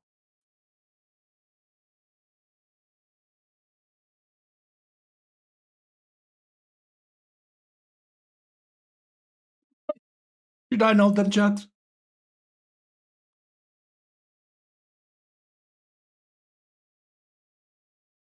Ottomans? Wow. Okay. You got it, buddy. Heals 50, chat. It heals 50. It's insane. The musket is insane. Then there's the Sipahi. It's like 1-2 punch. You got Sipahi in your face.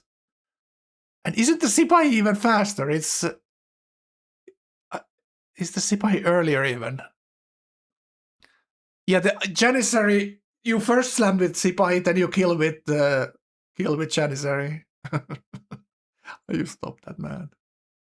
It's insane, man. 25% bonus when initiating combat. Village without movement penalty. So you can move 5 times and pillage 4 tiles. That's incredible. But that's kind of unkillable in a way too, if there's enough stuff to pillage, right? These cities are so much better as honor. Like, they're so incredibly better.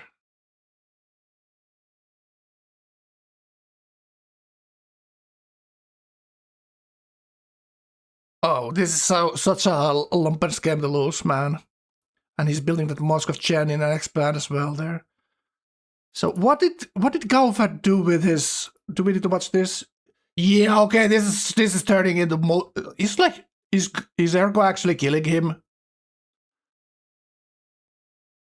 Yeah, what did Gaufat do with his Liberty finisher? He engineered Petra, right. Engineered Petra. Yeah, it's printing press. You get the Sipahi in printing press, right. So it's not metallurgy. So it's earlier, it moves better and can pillage. It's like a landship, man. It's like a landship movement with pillaging abilities out of this world, man. It's incredible.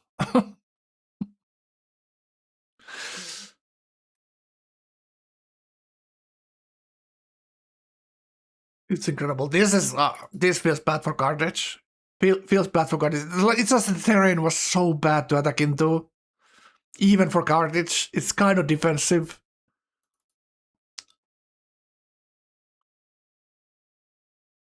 How did Ergo get this spear behind those composites?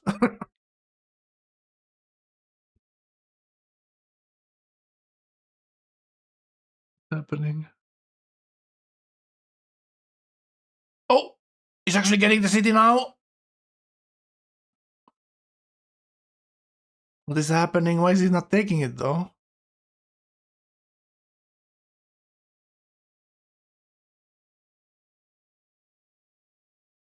Am I missing something? Why is he not taking this? Oh, he took it over the mountain there.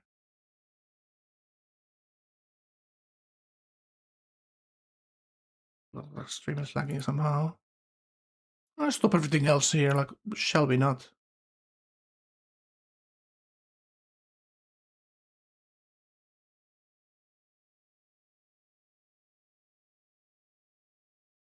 Alright.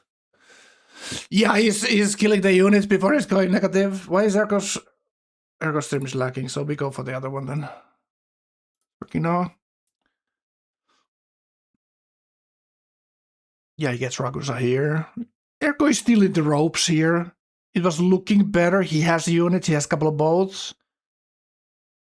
And he can most definitely do some damage here. He's making 30 gold per turn.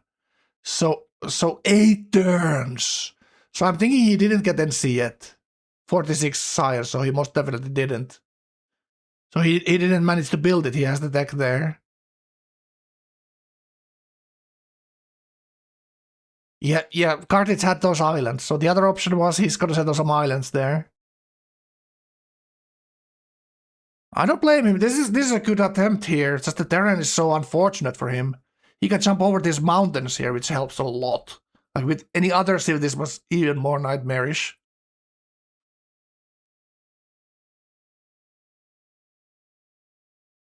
Yeah, he got the general too. Like, look at the general. That's so unfortunate, man. Like, look at that. Oof. That general right there, that he gets the control of the citadel that is repaired. Well, Ergo can try to pillage it next turn. But he's gonna take four units gonna take damage there. It's gonna be huge first move here. Ooh. He most definitely first thing needs to pillage there, right?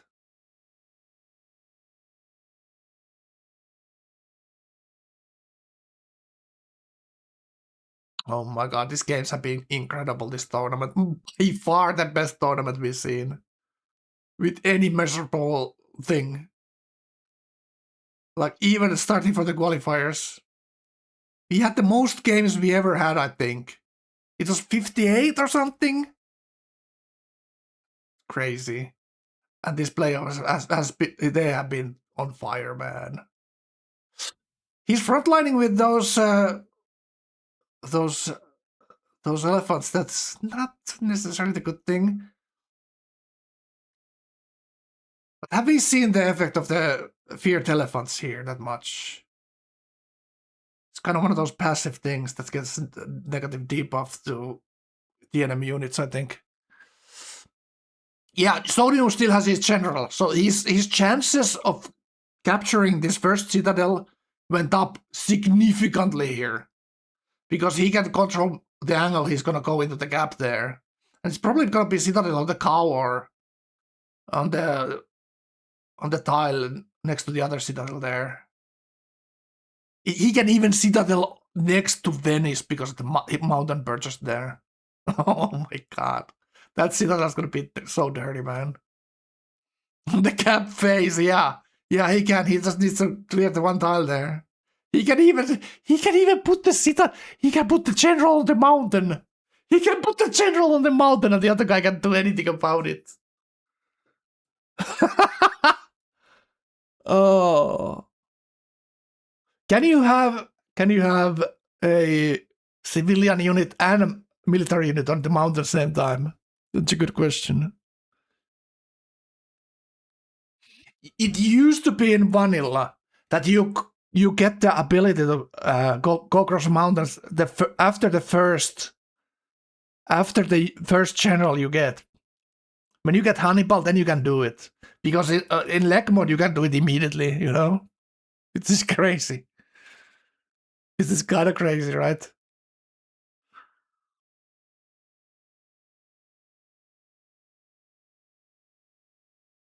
It's a big war, but there's a lot of waiting here, you know what I'm saying? We need to know what Galfat is doing, right? That's very important. Doing temples, patronage 0, 37 culture, 93 science, and civil service next turn, and he has only 1 unit on Lampus border. What? He knows the game is done if anyone dies to Lampen more than Tinka. If someone else dies to Lampen, it's over, man. It's over. No one can kill him. It's done. So you should have now the units in front. Lampen just scouted you with 2 chariots. So what does that tell you? Like, that's the I'm in danger meme. You know? That's the blonde chick with the basketball players meme. That's not necessarily a danger, but you know what I'm saying.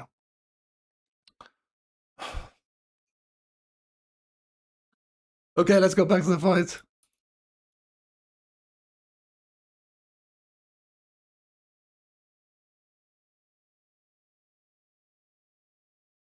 Erko has like chances here to recap. Look at this. It's Spear Slam, Composite Shot, and Galley Slam. Or what is that? Trireme Slam?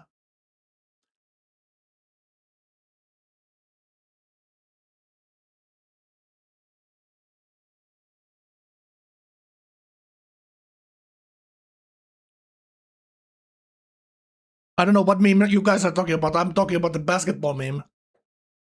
Okay? Take it easy.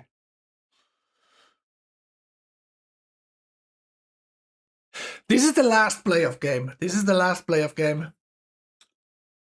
Yep.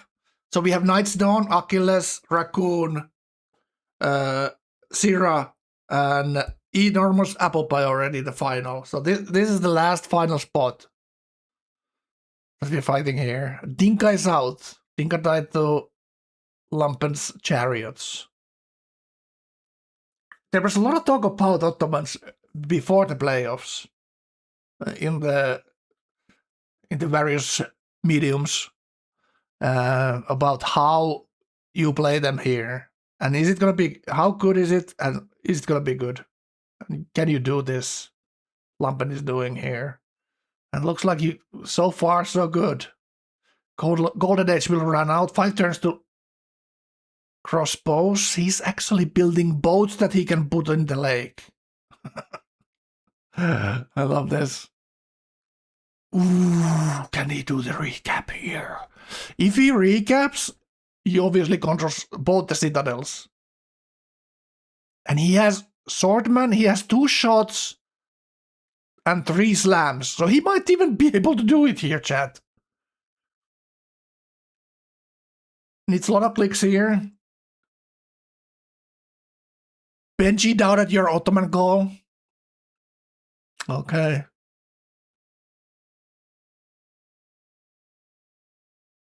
Is Arvius out after 0 went to space? Yes. Yes. Unfortunately. I don't know. I didn't see the early game on that lobby. So I joined in when Mioda was saying, it was hilarious. When I was joining in, Mioda built Hubble. Arvius was building labs. And Mioda built Hubble. And he said he built the Hubble to deny.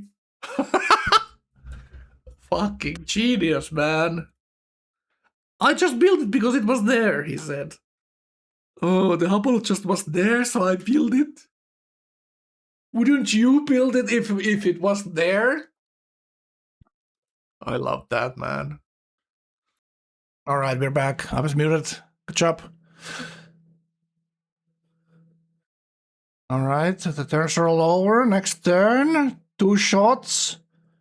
Slam. And there you go. 3 units die, but is it worth it? Sacrificing 3 units. It's a little bit questionable, but it is what it is, man. It's looking very dark for Mr. Ergo here, unfortunately.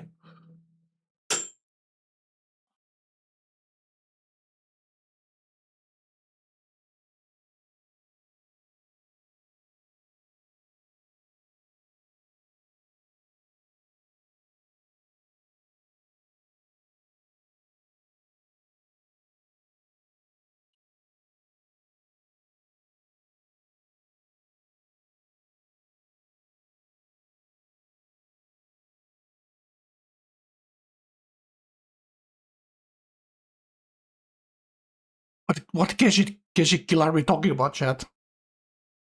I'm not in on this in this story.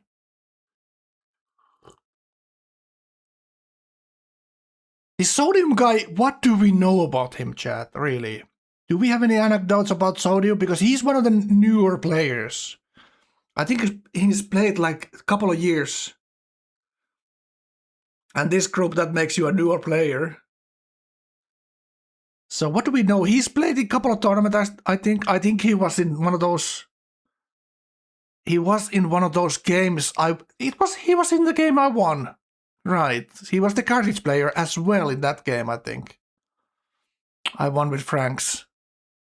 It's his first tourney. Well, he's doing excellent. Let's just say that. He's doing great.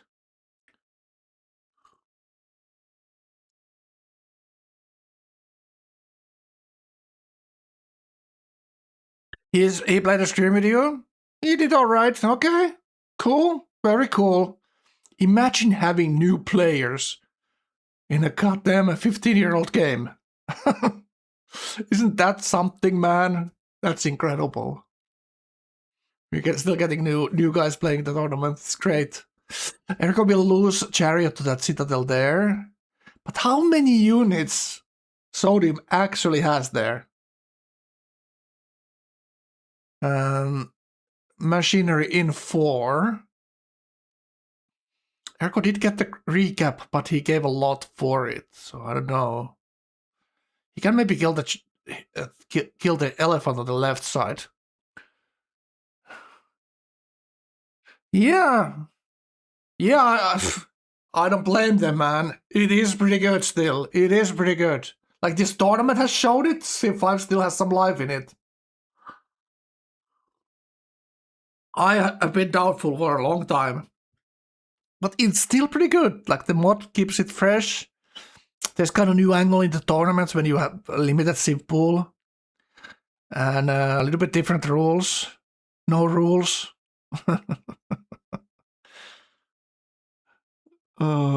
This is Finnish Eurovision Song Contest contender from last year, I think.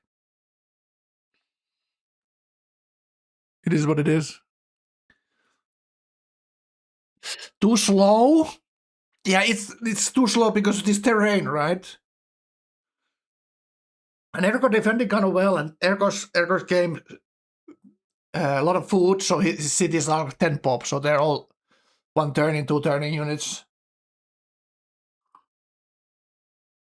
And the big mishap here is one of Ergo's triremes got through and Pillage cargo and luxuries. So that must have been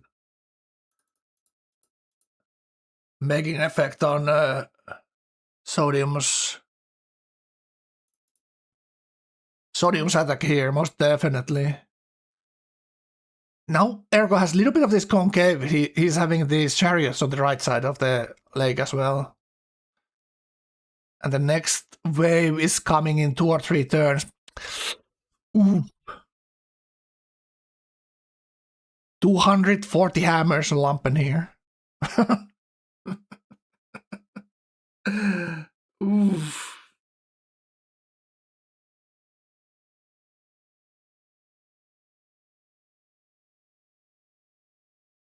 Oh, he needs a road on the other side of the Citadel. Yeah, he needs a road there.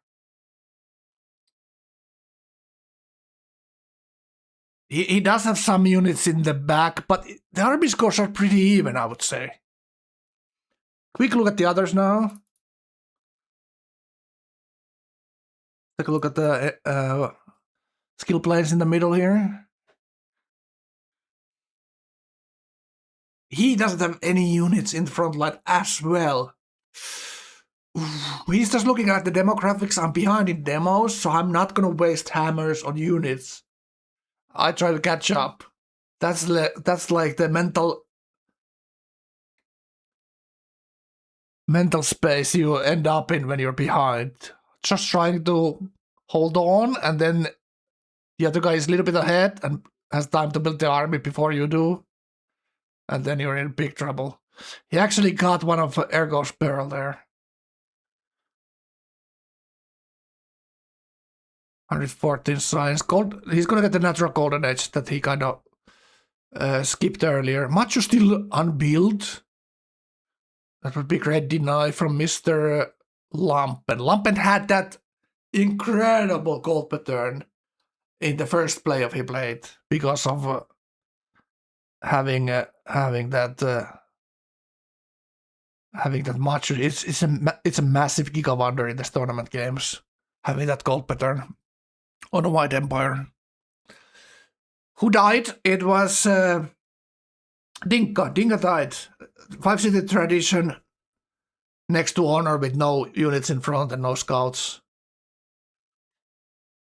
So, you know, he was just sending it full send into wonders. He was great live and building Oracle when he got attacked. Turned 45-ish with Holy Warriors, chariots and composites. Lampen bought like 4 composites too. With the hard builds theology. Yeah, he kind of needs to buy some tiles there and build some forts. Very hard to defend his frontal city when if like it looks now. There's a little bit of choke point and rough terrain, but not too much, man. So I think skill players like Alpha need to really play well together here. Take a look at Lampen here. He has this massive army still left.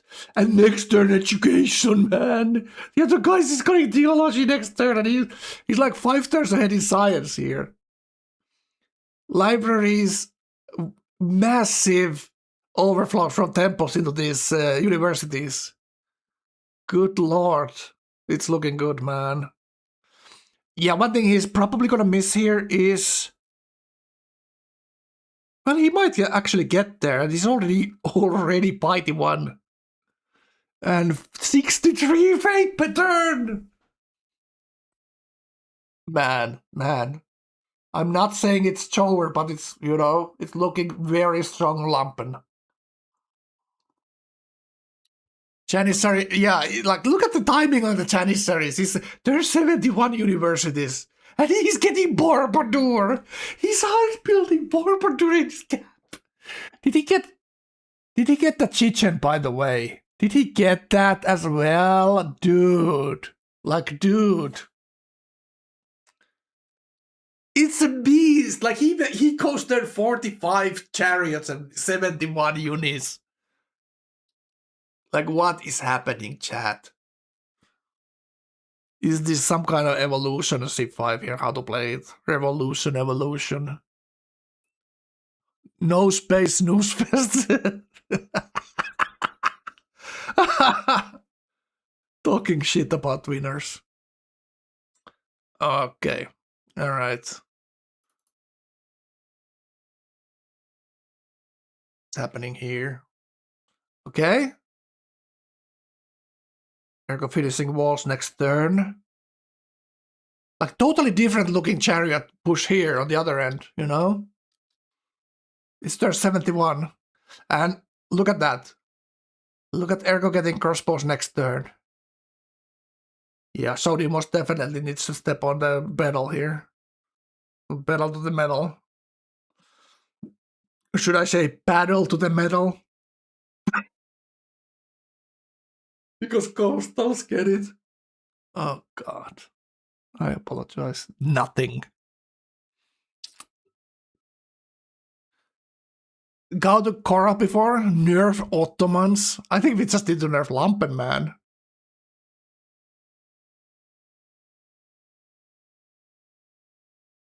Need some kind of DDoS attack on him when you're playing him or something. Make him lag. Kick W.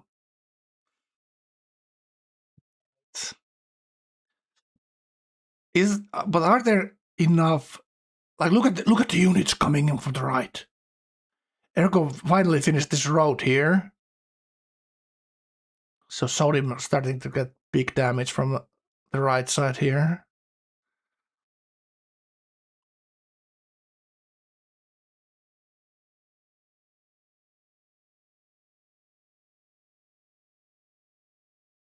Yeah, Ottoman is perfect for Blampen. Absolutely. That's hitting the nail in the head there. Oof. I forgot to subscribe to Ergo to watch no ads. It's bad, man.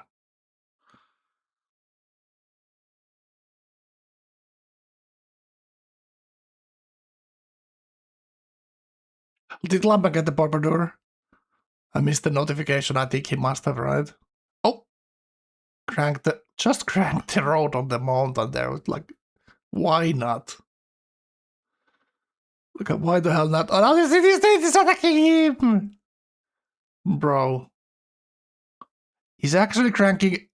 He's putting workshops into the prod queue when he sees the crossbows there.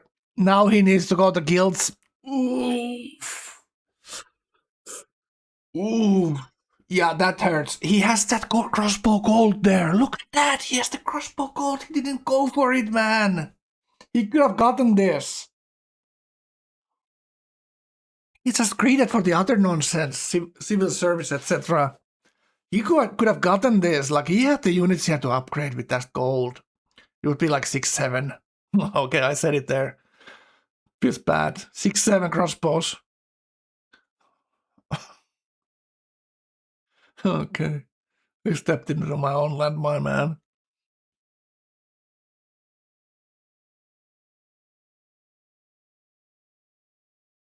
Oh Lord.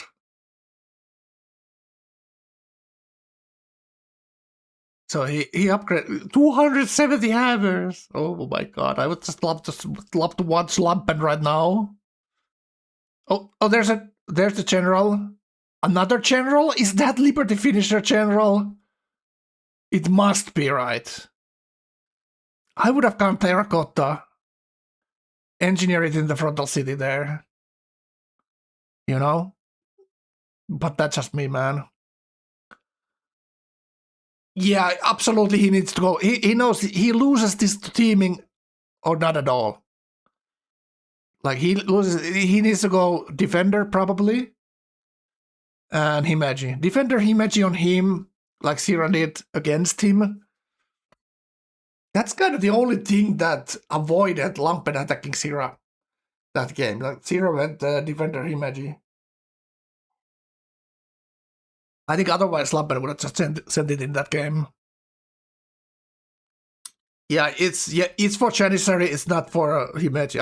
Yeah, maybe that's the way. Like, it's for... Like, these two guys are looking very eerie right now compared to Lampen. This game for cards, it makes total sense. It makes total sense if you get a cheap kill here, like Lampen did. Like, Lampen's play obviously makes great sense, but it could have... If it was 10 turns later, or like this was technically, it would have made way less sense. Like, attacking 5 pop tradition cities is totally different than attacking 10 pop tradition cities, right? He needs to get teamed to lose. Yeah, we'll see. We'll see. If he takes out one more player, I think he's such a strong position that the last one will such easy. I think that's how it goes. These crossbows, it's just so tough to push into with composites. It's just how the mathematics works. Like, ask Ashwin. He lost the units in the front line, so he needs to reclaim those forts in the front line.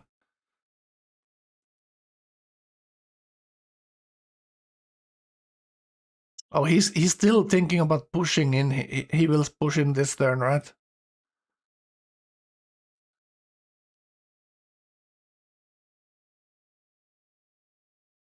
Lampen messes up everything.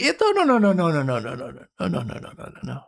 I think it's the other players can still win this. That's how you need to see it.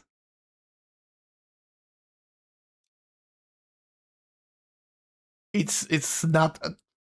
It doesn't need Lampen to mess it up. It just needs the others to play it correctly, if they can do it.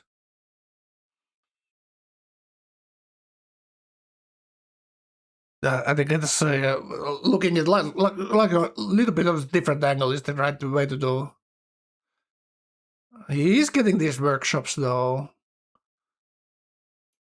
Very annoying that like that one Ergo's boat is blocking the water tiles on the other side there. A quick look at the others now. So it's like very disappointing to see like now it has a big difference that this land Gao has is not super optimal, right? Like he's building these universities now. Lampen had the tech 3 turns ago. So they are both like a little bit behind whatever happens here, 3 turns.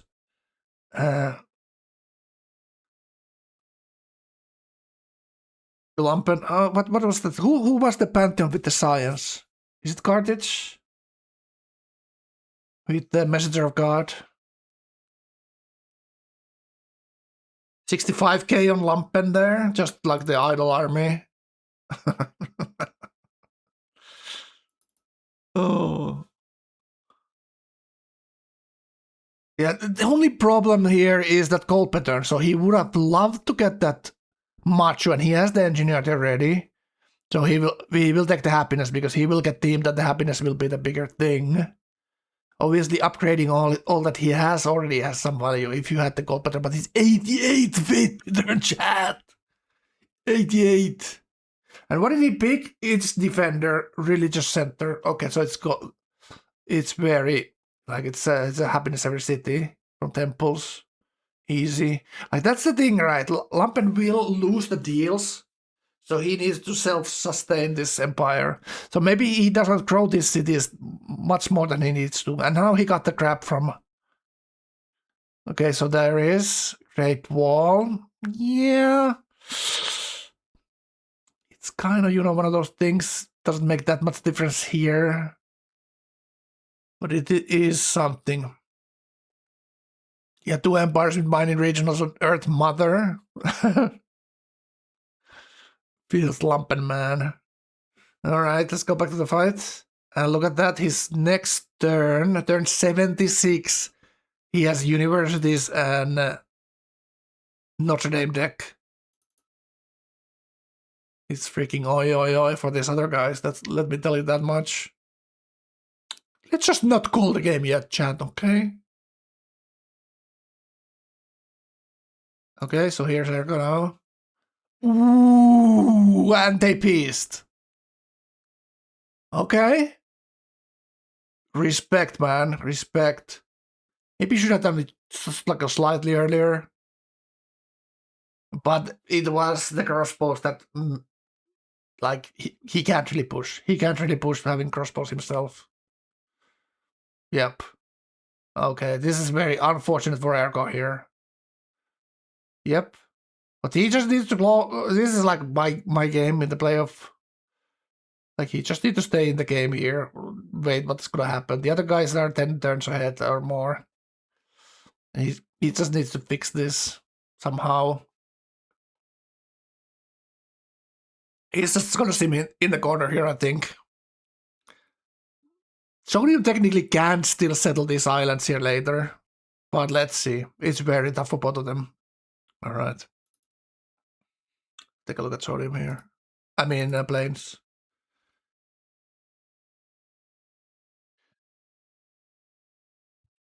God, sounds like the both fish swam in the same goddamn trap there that they built for themselves, man. It's incredible. They both swallowed the same hook. Oh.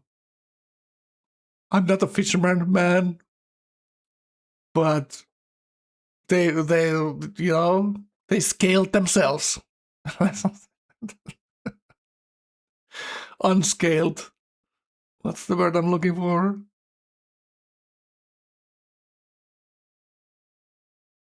All right. Look, okay, he's actually going for the wonder in his... Oh. Yeah, he's going for the wonder in his cap. Not sure if I would go for it. Does he have... He's honor, right? So he probably is at the... Let's just make a big guess here, and he's at the barracks. He has the barracks policy now. Let's just use meditation. Chat, you can tell me what policy you think he has. Oh. Lampen is gunpowder very soon. It is soon, but not very soon. He just got Notre deck with this. Here.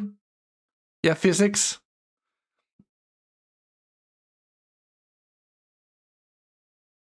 Yeah, look at Galfet, by the way. He has 4 wine that he's not trading with anyone. A big problem right there.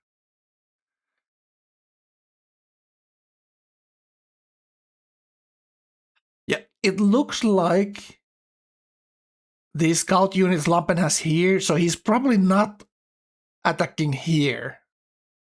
He's probably defending Galfet and attacking on the other side. But that's just my guess here. If I had to make one, and I will take the chances. Is he overflowing into 2 decks? Oh, look at that. Galfet had the engineer for Notre, so is he taking it for Lampen here? Because that could be a big one here, if Lampen loses this. Oh, he doesn't have the tech, so he's gonna lose Notre. So that's the first loss he's gonna have here. And Macho is being built on he got Chichen, but Macho is being built by skill planes. Probably gets leaning. True. It's even better on this super wide. If he has the happiness. And did he take any happiness? Only happiness he has in religion is religious center. That could be a little bit difficult. So he most definitely needs to curb the crowd. He cannot do more than 15 pop cities, most definitely not. And before Zeus, after Zeus, 15 pop cities, but not more than that. Even after. So he needs to because he's so wide, and it's gonna be everyone teaming him maybe later. So Yep. Hello, Fuser. Subscribing with Prime. My God. Is Fuser my favorite subscriber? Well, it is close. I'm not gonna say he is, but thank you so much, Fuser.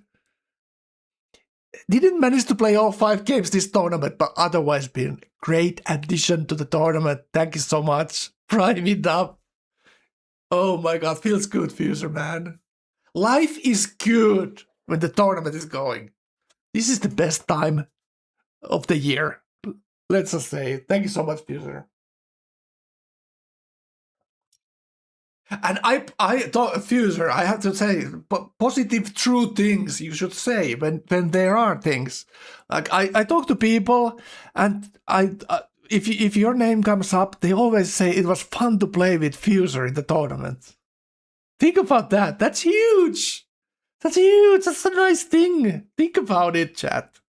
People say that thing about you when you're not around. See, it's not politics, so they mean it, and they say it. What they think. Think about that, how nice that is. I've heard that multiple times in the tournaments. I'm not only saying this because Fuser sub, by the way. KW, man. Oh, so many nice things come from these tournaments. Think about it. Like, we just need to get Papa into this. He will love it. He's a little bit nervous because there's a little bit pressure. He has a big name, a streamer, So he's a little bit nervous. I think there's nothing to be nervous about. Like, look at these people. It's just normal Civ, basically. It's just better games. It's just people try a little bit harder. And they will team you if you're too far ahead. That's just the difference in normal. It's all good, man. But it is part of the Civ experience, right? Like it's the same for Papa that is for everyone else. No one is above the air wars. No one is above the honor neighbor coming to slam you no matter what. No one is above the RNG or the Badlands. It will happen, and it happens tournament. It's when you get the good lands and the good RNG, and no one is suiciding. Can you then be competing for the win? And Papa always can, man. He always can, so he has nothing to worry about. Don't worry about the bad games; they will happen. Worry about when you have the good lands, and then you have the chance to run for the victory. Then you need to be on your best game. And Bubba has nothing to worry about that. Let's just face it, man. One of the best players the game has ever seen, man. Knows everything about the game. He just should join the thing for fun and content. You know? He will instantly get 350 viewers when he plays this game. People love to watch him, support him, man. So positivity, man.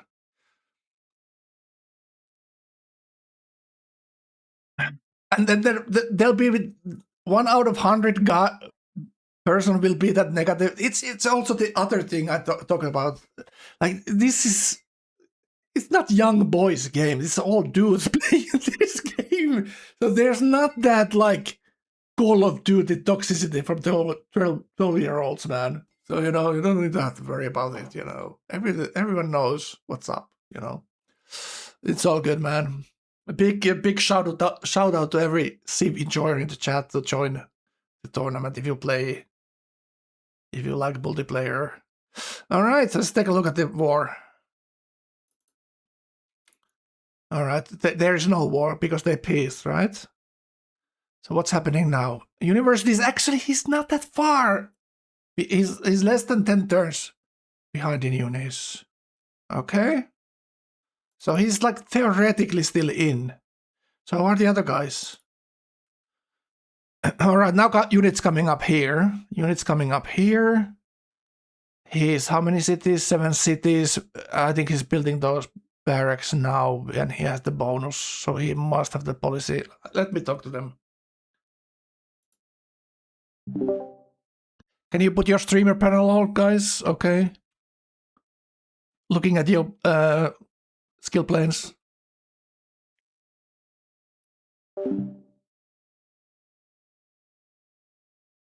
All right, Mystic Rituals, Church Property, Religious Community, Guruship, and Hotel.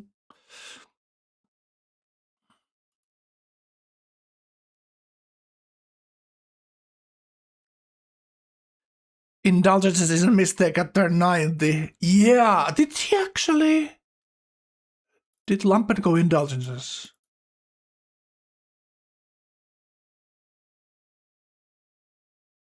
So he's biting 1, so he's gonna pick here now. Okay.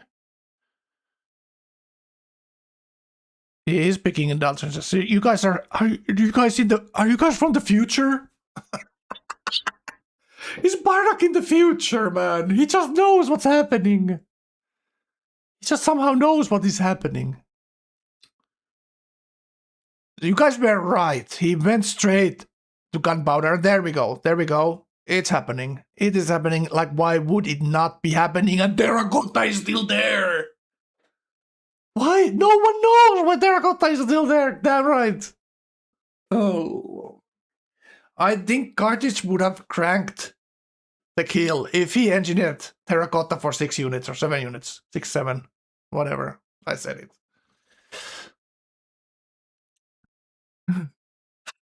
Rat Terra. Oh, it's very rat to leave it there. This is like Gaufat's problem, and Gaufat's scout and goddamn warrior will be in goddamn trouble when that Sipahi Janissary Terracotta will launch. And I will talk about it like launching a space part. That's how important it is here.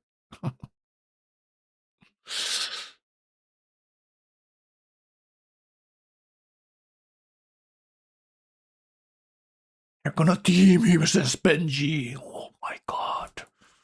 What's gonna happen? Lampen has 18 happiness, by the way. So he's already thinking about it. Like, there's so many levels to his game, man. And I think he's dominating every levels of the 4D C5 game at the moment. What's Gao? Like, have you ever seen Gao not have units? Ooh. He sees Lampen in Gunpowder, but he doesn't have universities yet in every city. So it's like the red lights are, the alarm bells and whistles are on, man. What was that? Was that a nap? Was there a nap, chat? Did you see that? If he gave a nap to Lampen, it's basically selling out. It's basically, for 10 turns, it's basically selling out skill planes. If he gave him a nap. So he most definitely should tell skill planes that we have a nap. Well, Megawak is playing Civ, chat. If you want to go fight Megawak, go play with the old man. Choral music. Whoa.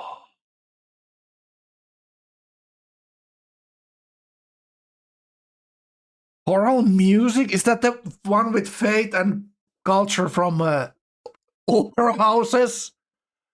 What? He opened patronage and went Commerce 1. Oh, choral music is the one from Temple Culture. Okay. What? So he built temples as patronage already. So he wants to push the culture for his 70 culture better now. So he wants to push the culture. Does he have faith to buy the buildings? He has faith to buy buildings. Synagogues might be the thing here because it's production. Vishara rather than that? I would probably go with the production even though he's going commerce. Yeah, I would probably do it. What would you pick here, Chad? What would you do as Galfat here? It's a good question. It's hard to pick. It's very hard spot. The thing about Galfat's corner is he would love to have a little bit more river tiles as Canada. He would love to have a little bit more hills. The positive thing is he's not going to get raided because he's the counterpart to Lampen's terror, the whole lobby, and the threat to Lampen winning. So his coastal will not get raided. Raided. Traded. Most definitely not. But this warrior in the front lines, man. Oh my god, he looks sad and lonely as hell.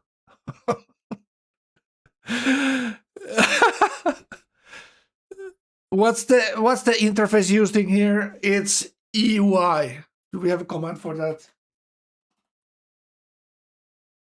No, we have nothing. It's enhanced user interface. And it's something you can load from the internet from the Civ Fanatics forum. And other places too. It is like a user interface for vanilla that makes the, it's just better. It's just, you should have it. Some of the parts of it is banned for multiplayer play because it shows more information. It's for example can show the enemy units that have moved already. That the unit panel is unit flag manager or what the hell it's called. Is banned in multiplayer games, but it's just better. It shows, let's say, the great people up there. The production queue management is better, and UI is unit flag manager, right? Barak knows what this remembers.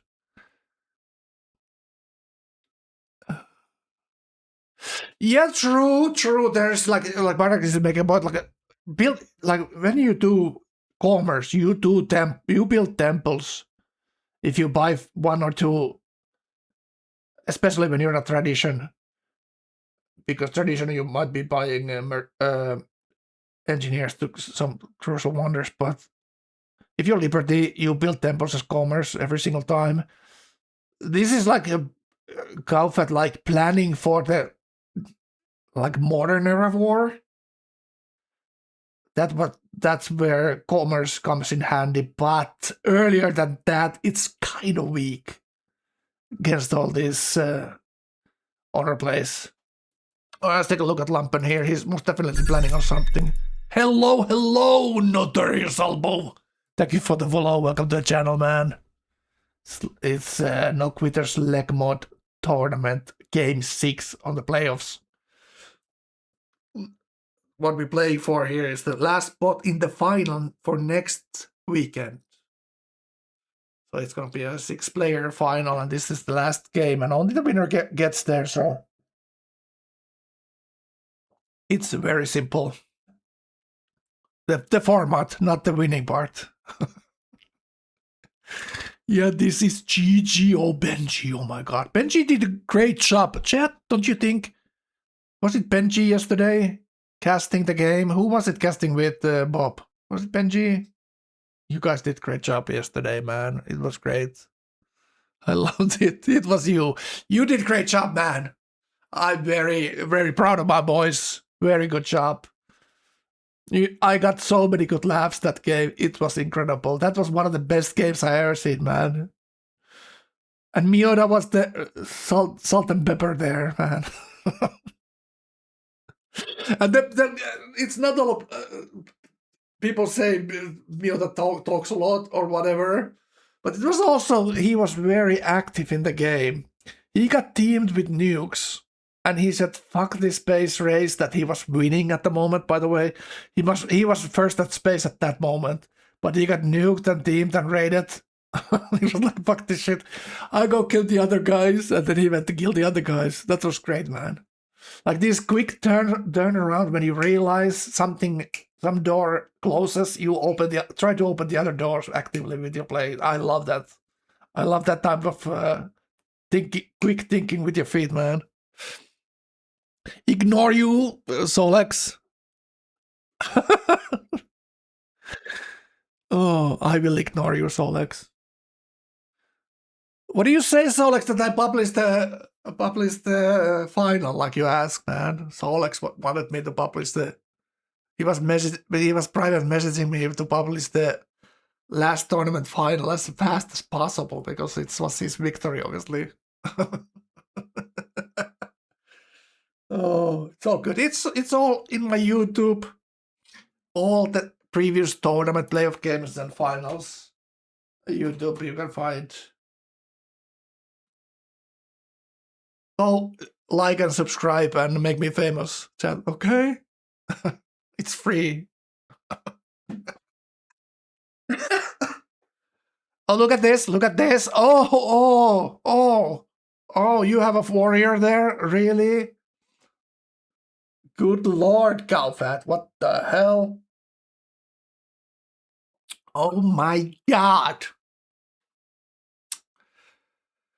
I have to say, I'm a little bit, slightly feeling bad right now for Mr. Calfat here. Is printing press next turn, boy, my lads? Turn 83. 83 printing press and gunpowder. Think about it. 83 gunpowder printing press, chat. Combination. And he will engineer, obviously, Leaning Tower here. Oh, he engineered the... Oh, the terracotta is coming next turn. They have no chance, man. 0 chance. It's funny because it's true, man. 1 chance, 1 opportunity, man. Lumpen is taking his 1 chance, 1 opportunity here. Slam a jam, how do you, man? Mobile J? How you guys doing, man? Nom, says Sierra. Sierra, you're gonna have a golf. You're probably having Lumpen in your lobby. So, congrats, Sierra. 330 hammers, chat. Oh my god. He's actually going for Galfat's warrior. I don't know. If I had only a warrior there, would I have it shown like this in the front lines? Is it just better to have nothing there? Even the scout units goes for the village, man. He's winning. He's winning 10-1 here, and he's still using his scout to pillage, man. There's just no off button in this guy, man. How you doing, Alpha Pride? How you doing? Cow building markets. Yeah, it's like a knee-jerk reaction from Lumpen to go for the commerce guy. He knows there's no chance the other guy with the Liberty Honor will contest him as hard as the commerce will later, so he just goes for the commerce guy. I thought they might have had a nap. Like, look at this terracotta! Look at this terracotta, man. That's ridiculous. Just free stuff. That terracotta still being there, man. Why you don't deny it? Why you don't just take it, man? Why you let him have it? He has every single unit. He has Scout, Archer, Warrior, Catapult, Chariot, Composite, Horseman, Janissary. He got everything except Sipahi from that. Chemistry 3! Chemistry 3, chat! Turn 86 chemistry, man. Fucking hell. It's so over, man. This show is so one-sided. It's unbelievable.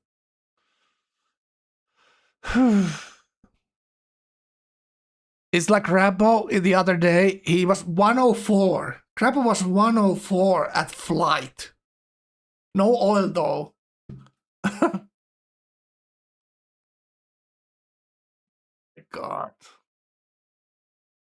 112 fate pattern as well. Good lord. Every 2 turns he can buy a... I guess one thing as well that the Janissary is cheaper to buy with fate. It's not 200 fate like a normal basket. I think it's 160. I think it's cheaper. He's rolling already to the other guy. He's so sure. He's sure Cow is dead, so he's rolling to the other guy. Oh my god. When's the last time we seen this, man? I need a coffee.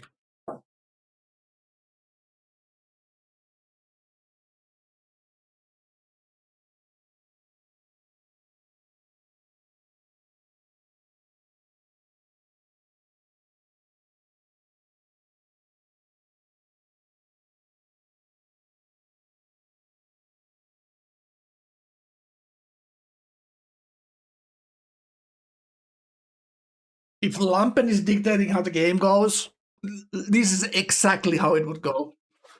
Like, second turn into the war, the city is down, man.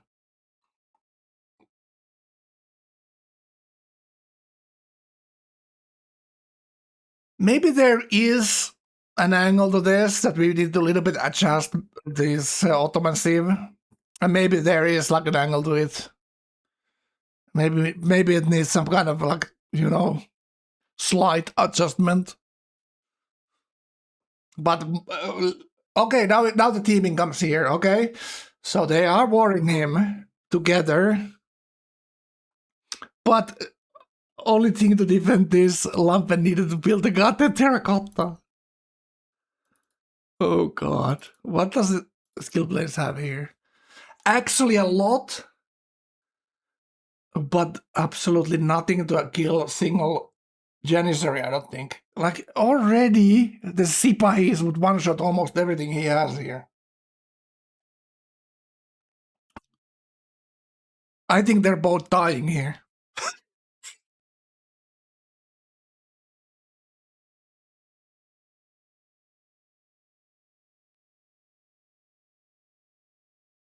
Yeah, it's well, it goes so well together.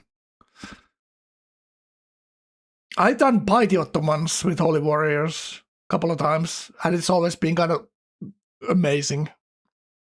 I've done by the Commerce, 4 or 5 city by the commerce, and it's amazing.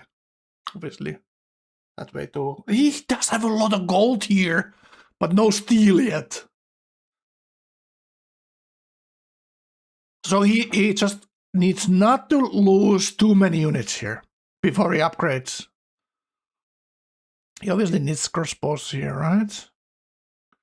Like he cannot really just shove his army into this meat mincer, or but he obviously needs to block his tiles here. Yep, I kind of like that, but he can't start losing units to Janissary slams. Yeah. This if they kill him, it's gonna be a grind fest. Then you need to be kind of mathematically accurate here to save your units. Those are so powerful. Like this is the wrong timing to even team Ottomans. He does have a lot of overflow in the tech there, and he has the gold here, so he has to set up happiness a little bit lacking. Obviously, he's probably over 100 hammers less than the Ottoman. Okay, how's Galfat holding up or holding up at all? No swordman, man. Yikes. Oof.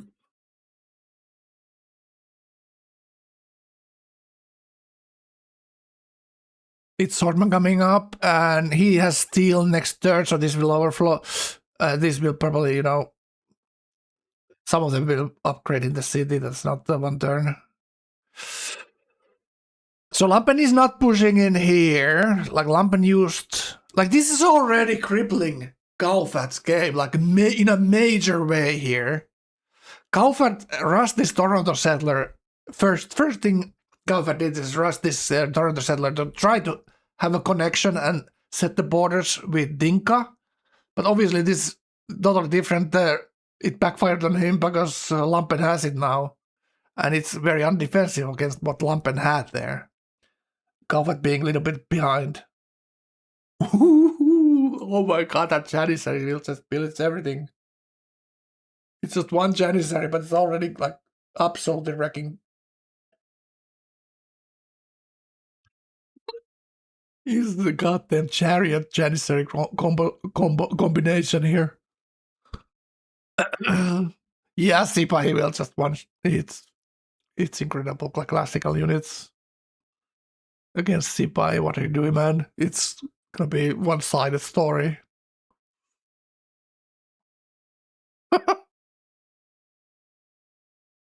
10 damage.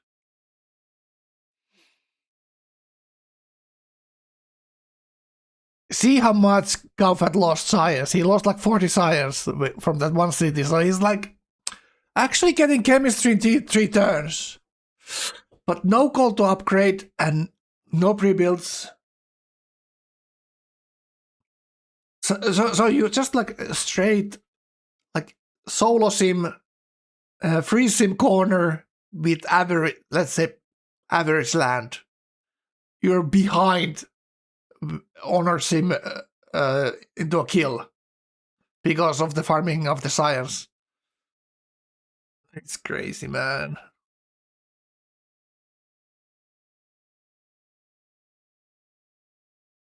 But I could easily see a scenario where Galfat just sits here all game into space. So this is most definitely not what's happening in this game. That's gunpowder, not chemistry. Right. So it's 3 turns to gunpowder. Oh no. Oh no. Oh no. He's asking some gold because he most definitely, these swordmen are not doing anything right now. They need to get upgraded like immediately.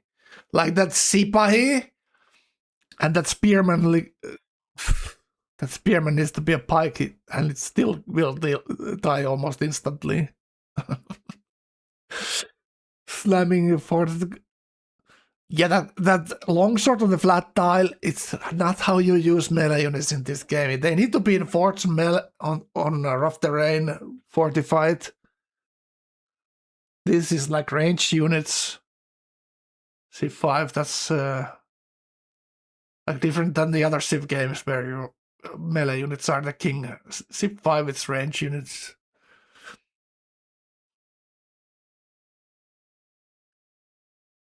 Yeah, musket longshot behind a river, on a hill, on a fort.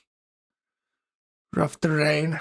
Very difficult game for Galfat here. Let's take a look at the other front.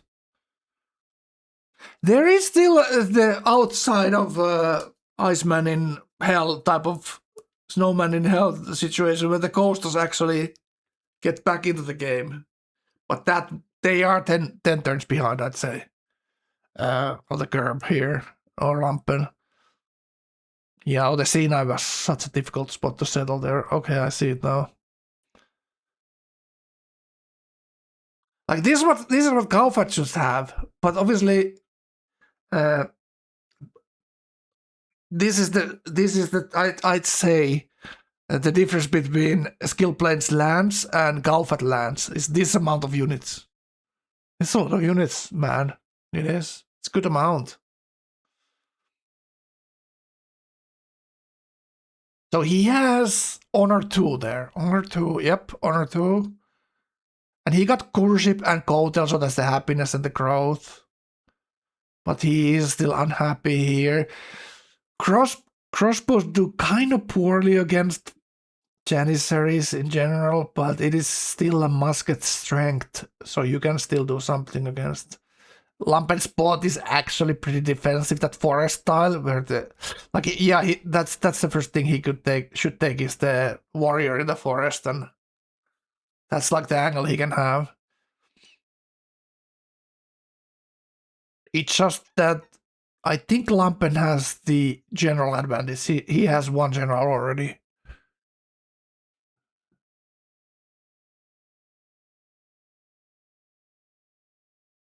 Average is, yeah. Skill players we call the average sector assault enjoyer or whatever the hell his team name is. We call him skill planes. But yeah. He has penalty attacking, right, and Defender of Fate on Lampen. So what is he gonna do here?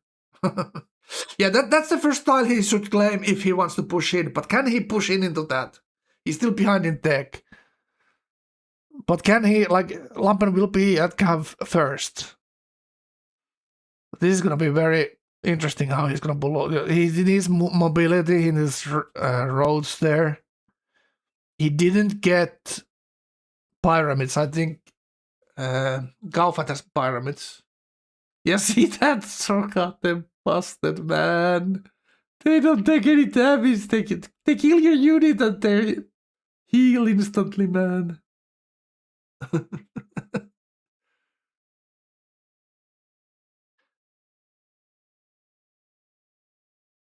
Are you guys saying he should farm Lampen by defending?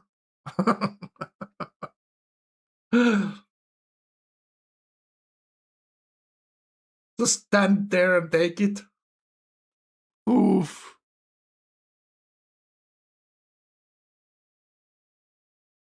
No attack penalty. Right. Bardak is actually right. Right. There's no attack penalty. Right. Because that was kind of silly. That's actually very silly, that how it was. When you think about it, having attack penalty, that's so like makes this thing so much more unplayable. One thing I immediately noticed here is like no armories.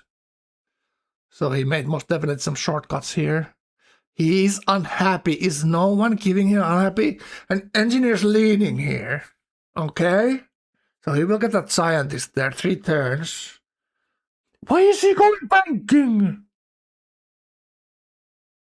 Am I being insane here? Like, what is happening? Like, what is this banking? Dude. It's Cavarty lobby, man.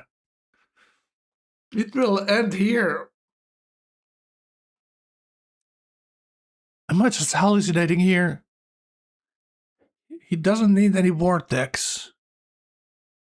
What? None of these people will get to Cavarty. What? Do you guys agree with Terko there? I mean, with Marcus. Oh, the big push is here.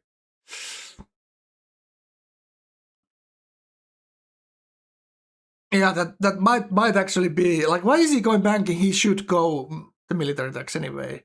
It doesn't matter if they're gonna succeed defending this or not. I don't think. Why would he need banking there? It just doesn't make any sense. Galvat is a great war player. Have to say, he knows thing or two about warring. It just might be a little bit too much. This last time we checked Lampen, it was like 330 hammers and 110 fate per turn, which is like 60 more hammers.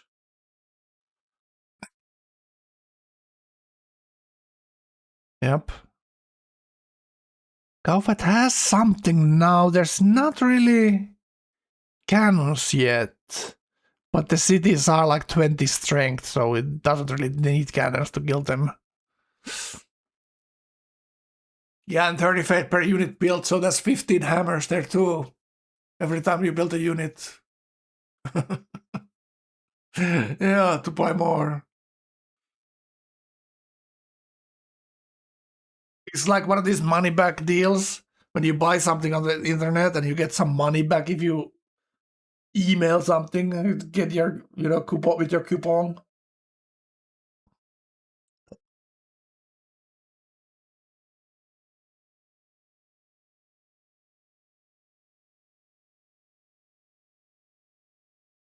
Right.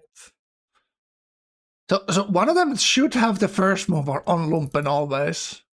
Like this is actually, these lines are looking pretty thin here, but it might be.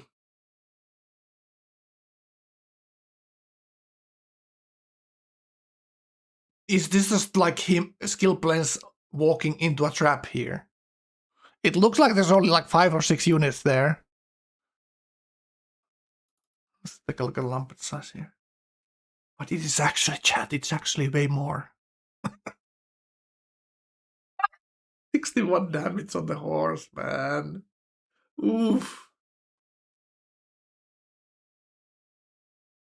Sort of. It's Bardak is a pyramid scheme, you know? So goddamn, the shape of a triangle, it must be a pyramid scheme.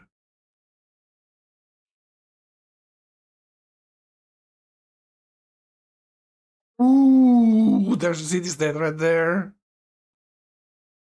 Coming to mess him up a little bit, maybe. He doesn't really need to spawn this prophet, am I right? It's Piety 3, so he has the side happiness probably. Probably big the happiness. Indulgences into the temple happiness. Oof, that's 20 units. Oh no.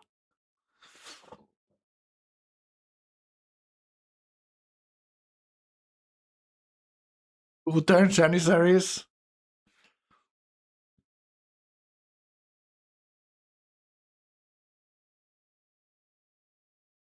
Do you guys like that he's pushing all the X into the basket of Galfat here? Like he's pushing everything there. There's not that much here, honestly. He's very confident he can just defend these crossbows by what he has basically here. And see, this is the thing that should be nerfed here. It's 160 fate. It should be 200 fate like a normal. At least that nerf we need. It needs to be 200 fate instead of 160. Because that's the normal price of a musket when you fate buy it. It doesn't make sense that the unique unit is insanely more powerful than a normal musket. It's even cheaper, right? That part doesn't make sense. Right? Like it has the attack bonus and then it has the healing bonus. It even has 2 things basically. Normally your unique unit, like the sweetest thing.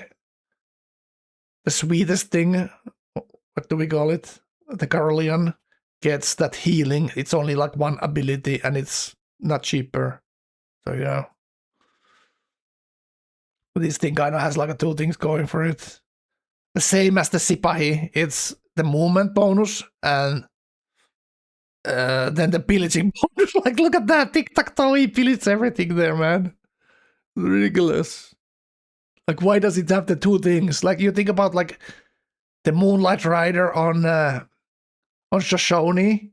It just has one extra movement for a cav, right? That's the bonus.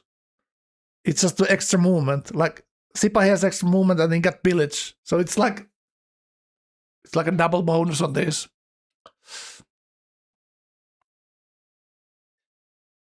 It might is it cheaper in hammers?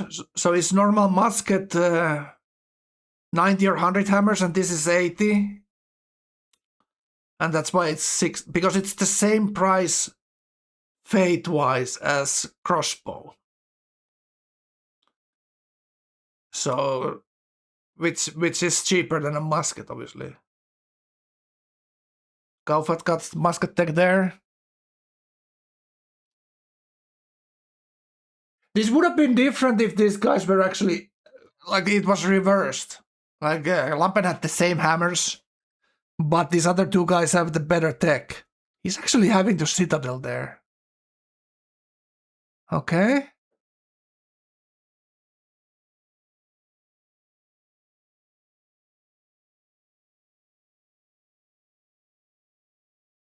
One thing that could have made Kaufat games slightly better would have been settling coastal and just going all coastal trade routes. Obviously big risk for later, but big gain for like a shorter, for like a short, what you call it? Short term. Cow folding like a pancake, well, that's very harshly put, but you know. It's just sometimes you're putting it like it's just Lampen being so strong, man. That's the thing.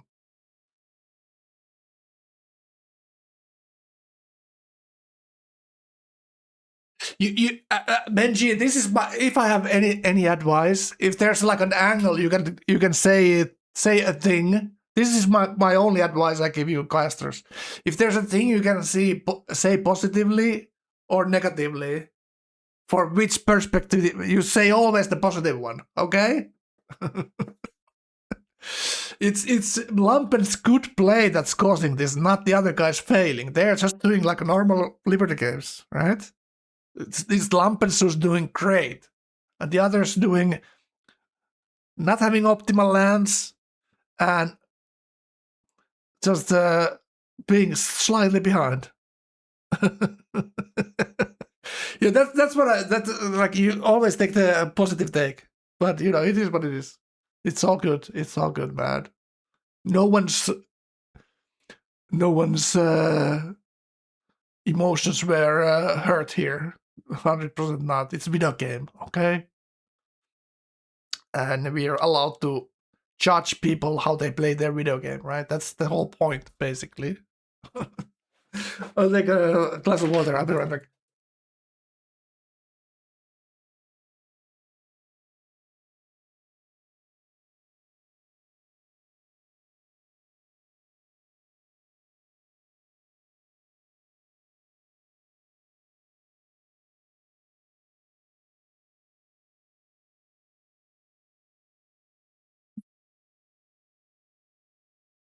Like that's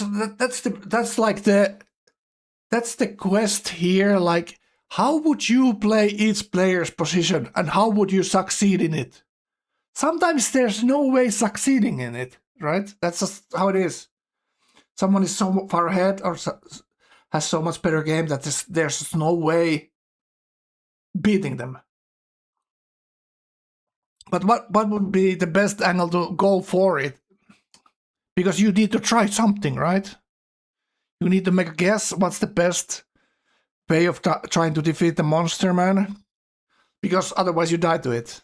So you need to make some kind of a educated guess.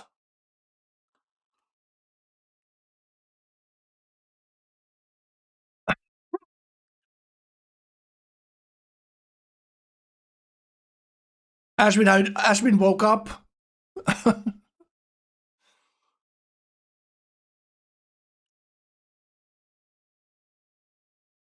Lumpen's game is like if you could create the perfect Ottoman snowball in a lab. Oh my god, maybe Lumpen is created in a lab.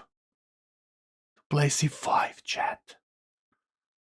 That's something we didn't take into consideration here at all. Lumpen is not hacking. Most definitely not. There might be people watching streams while they play in the tournament. I'm just gonna be honest. There might be, you know. There's always some bad apples in the bunch, you know what I'm saying? But Lumpen most definitely is not one of them. Let's be honest about it.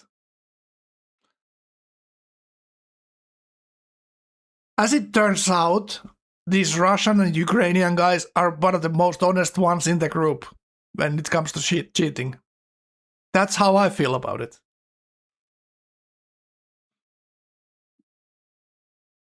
And I've seen all the tournaments and almost all the playoff games.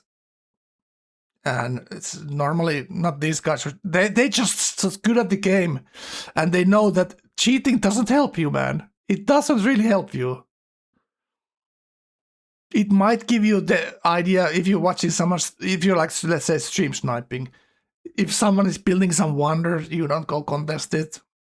It doesn't really like nothing Lumpen's seen in the other players' games would have changed anything he does here. He would have played this exactly the same, you know.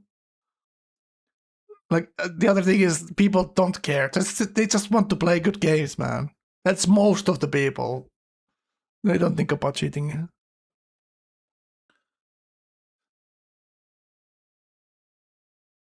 When I felt small feelings of someone maybe not being completely honest is the players who are like slightly below the top and they are missing to take the next step. Then because obviously, well, this is like a topic I don't like even discussing, but you know, because it doesn't really like it doesn't bring you to championship. You know who's winning the things, you know. It's the experience that matters here the most, right?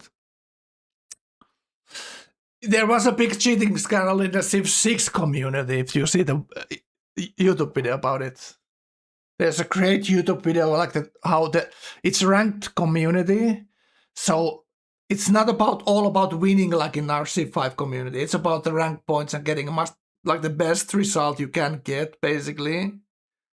So there's a lot of in Civ 6 community. There's like if player on the 4th position kills the player on 3rd position, you get a much more like rank points, but whatever. But there was a big scandal of the top player, rank 1 player, several years of cheating, you know. It was amazing. Yeah, exactly. Big nose. Yep. That's how it used to be.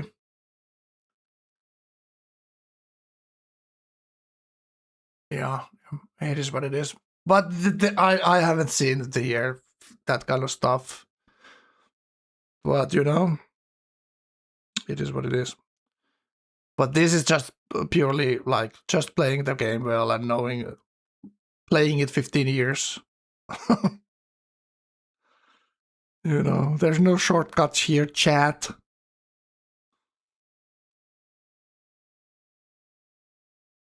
Four-hour win? Yeah, it is. What is the record for fastest win? Because Solex had 2 very quick wins last tournament. The final he won in 4 hours. Or a little bit over. I guess I edited the video, so it was like about 4-hour video. So I got something off of it. But about 4 hours, Solex won the final last tournament date. And he won that game with Russia, Honor, where he killed Dartifak and others. It was a very quick one as well. Super fast CC gets disqualified.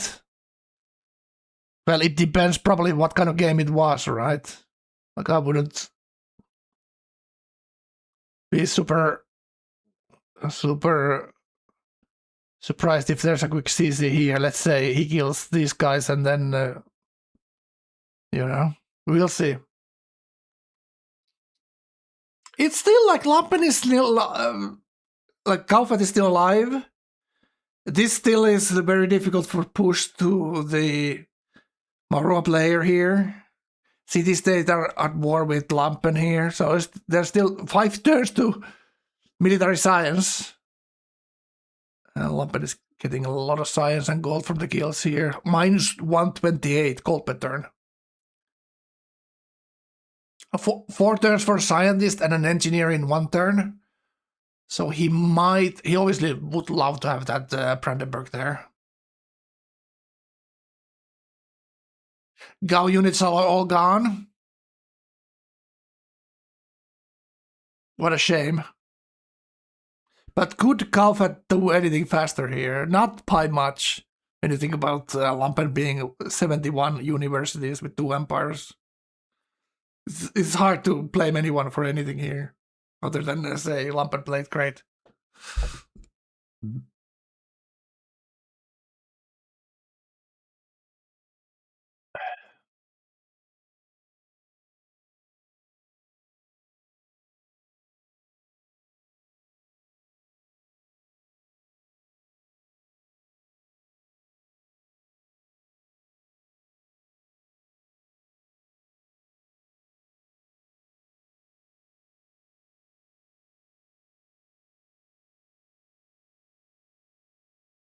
Yeah, a lot of units coming up. Sipahis are the great unit. Like it's a crossbow wall turn 90.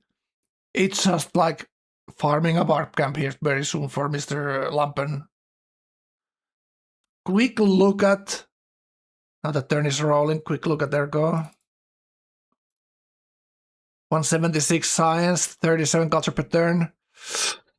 Printing press in 4, so it's over 10. What happened there? Ergo killed Kuala Lumpur. Ergo killed Kuala Lumpur. Yep. Steal in 1 turn. Kick W. Way behind. Now we're university in cap. Let's go here. Okay, Lancers. Big slams coming in. Well, Lampen is losing units here. Also gaining a ton of faith. He's getting so much XP per turn, so he needs to be careful not to spawn that prophet there by accident.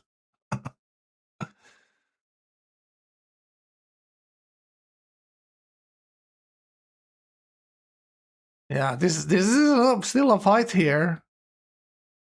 But Lampen has so much units here that he can hold off. Ottawa is surrounded. Some crossbow still on Kaufat.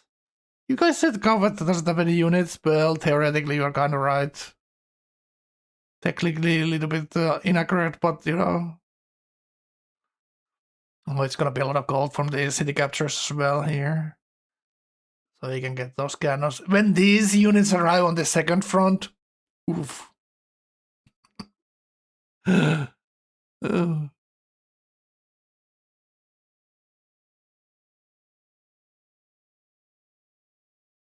User joined your channel. Hello, user. Galfat. What is happening, man? Is this cheating? Am I getting too much inside information? I don't think so, man. You can talk about what you've seen. I can't remember a worse start except my one tourney final start. You're not talking about Lampen now, are you? No, sadly not.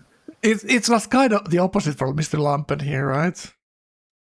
Pretty insane kill on Dinka.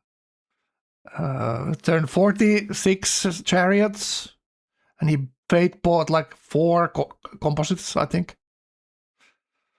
He bathed what?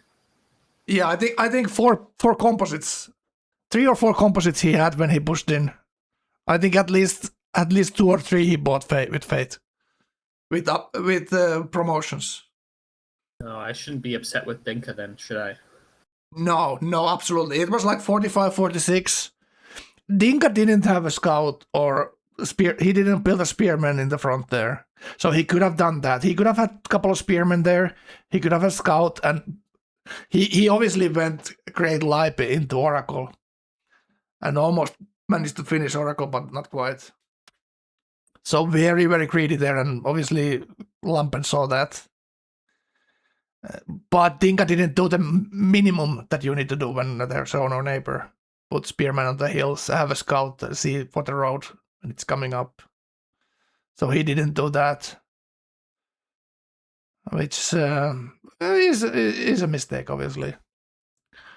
Your land was, you had like isolated corner, but it's so flat and like a resource parts basically. I had only 2 cities with unique luxes. You had 4 One of them- copper that you needed to like I had trade. 4 copper. Yeah. I had, and one of those cities, my best city was really a pretty aggressive forward settle in Dinka. Yeah. I only had 1 horse. I only had my capital horse, so no circuses. Ooh. And Yeah, of course, you saw the growth tile situation in my cap. Yeah, it was. It was Honestly, one, I was think it I- like one oasis, Yeah. 2 flat desert wheat. Oof. I think I played it pretty well with what I had. I just needed there not to be like I'm relevant. If this is a sim game, I'm relevant, which is pretty Yeah. good. Yeah, I agree.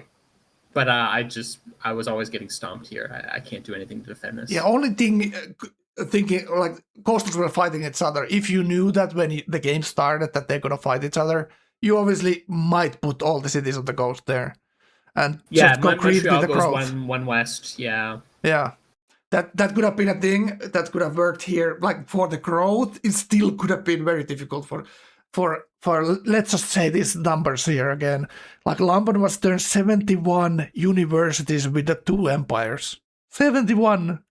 And That's he monstrous. he overflew temples into those universities as well. So it was like 2/3 builds.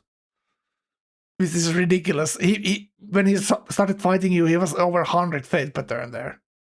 And obviously it's like 150. And these muskets are 160 fate to buy with Holy Warriors. Normal musket is 200, and they have the 25% attack bonus and the 50 healing bonus when they kill. So it's like that's a nerf that needs to be done there and make that unit a little bit more expensive. The Janissary. So Or the sort of more sensible design feature, and this is something that other civs have done, is that you don't have 2 unique units at the same time. well, true. But it's just the two unique units are both have like a 2 things that the unique unit gets. Like the Sipahi gets extra movement and it can pillage without penalty. So it's 2 things. Just like the musket. Musket has 3 things because it's cheaper. It gets the attack bonus 25% and it can heal 50, which is more than the Aztec unit. Aztec unit only has the healing, right? So most unique unit has like a 1 thing, like the Swedish Carolean that has the March promotion. It's much cheaper. Like so, there's a little bit of adjustment that need to be done on this. Sipahi Yeah, also earlier, right. So there's 3 things on Sipahi because it's earlier. It's printing press, extra movement, and no cost to pillage. So it's 3 things on both. So so it's a powerhouse, most definitely. Pretty nasty. It's nasty, man. Ooh. Oh, the Sipai is also cheaper. Yeah. Yeah. So the question is the unique ability just way too strong with this? Even if you once nerf, take one of the things out of both of these units, it's still probably too strong to buy getting the faith from the upgrades. It's just I mean, the thing people also forget about is that Lumpen's probably got 15, 20 free happiness here from the his religions, from the EU. right? From the different religions. It's Is at that least still in- that. Well, how many cities? So he's on like 11 cities now. So yeah, probably like 20 happiness at least. Yeah, when the war started, the only problem I was thinking he's gonna have here is when you team him or he gets teamed, it's happened pretty bad for his happiness because he only has religious center, which is 1 happiness every city, which is very low. You got the notch from him 1 turn before, which was huge snipe from out of Lampen. But that's Well, the he only has thing he it kind of now. lost. Did he get Chichen by who got Chichen? We missed that. I thought that was still planes. Okay, good. Okay, so he was overflowing shrine into that. Oh, such a crazy game. It was something like 60, 63, 64. He had civil service and workshops. He went courthouse into workshop into barracks in the new cities. That's ridiculous. Yeah.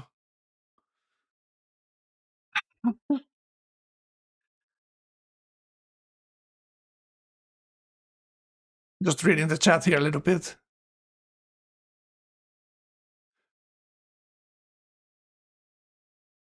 They're saying Lumpen got civil service too. Oh, okay. So he stole civil service. Did he? He obviously stole Oracle Tech. That's something he got most definitely. No, they say tech civil, but he got a bunch of free techs up Dinka. Like he would have gotten drama and poetry. Yeah. Yeah. Okay. I see. He didn't get it. Says Tyroller. All right. So now these units that it's just like a leftover killing Gao are gonna go into skill plans here. Let's okay, let's see this. Oh no, I'm just looking at the Lumpen's army versus skill planes army here. Oof. This is looking this is looking bad right now.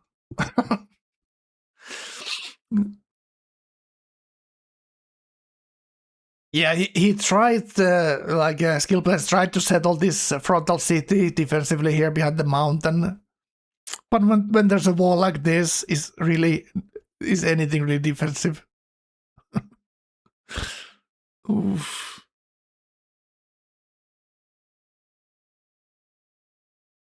That's just half of it, yeah. There's still like 20 units coming from the other side, right? 20, 15 units. It was similar wall facing Galfat there. Basically.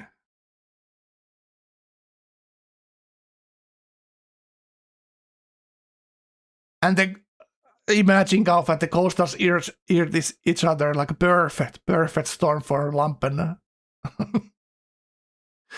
He would have had so much trouble going into Ergo, and well, maybe if he kills 3 players, it's gonna be easy anyway. But that would have been the only chance for these 2 guys to win it, not fight each other. Unlucky. How many Sipahis is it already? That's like 10 Sipahis right there, chat. It's 11 Sipahis. Okay, let's take a look at Lampen's side.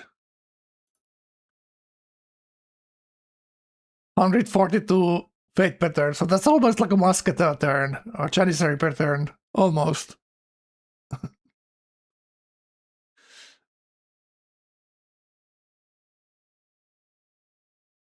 Do we still trust Ergo's gonna have this? The fish are building ducts. Oh my god. Expansion to the aquarium, man.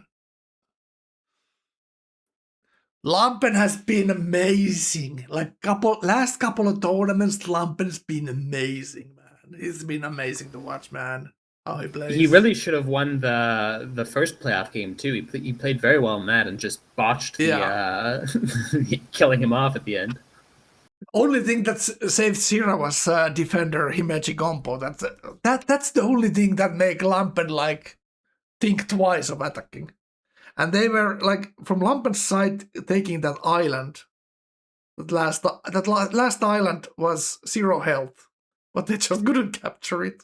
Raccoon had like a carrier blocking, but the last capture, and he connected the last part. Ridiculous. Well, I'm glad after that game, Sierra played so well that game too. Killed Crabbo in a legendary fashion with crossbows. I am very happy that Sierra made it out from the other game in the final. Sierra played an excellent tournament as well. So looking like playing well in the tournament might pay off in the long run here.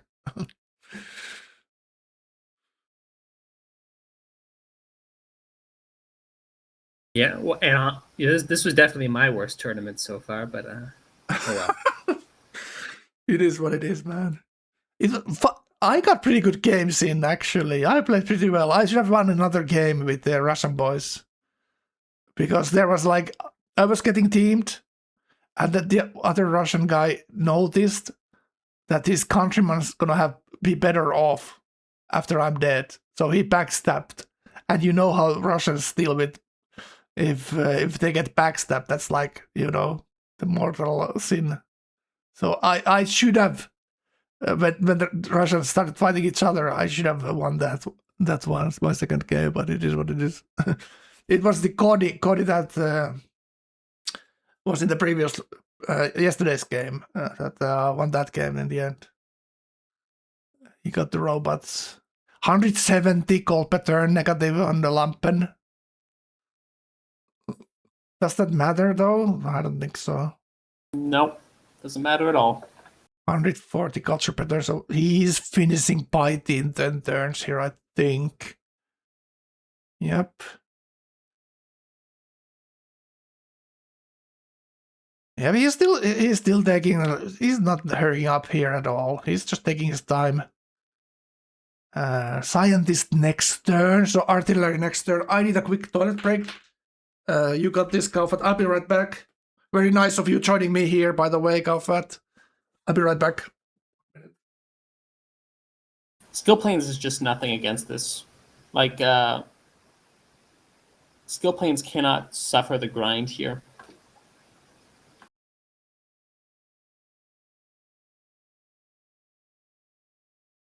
He's fighting on. I'm surprised that the Coast haven't like started talking about CCing because they're barely in the game. The Coast players.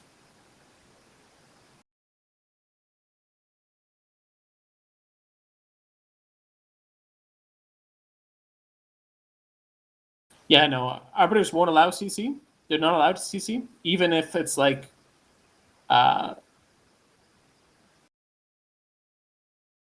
Has that been talked that it's straight up not allowed? Because like I know that you have to like talk to an arbiter about a CC in these situations when it's not 1v1. But is it straight up not allowed?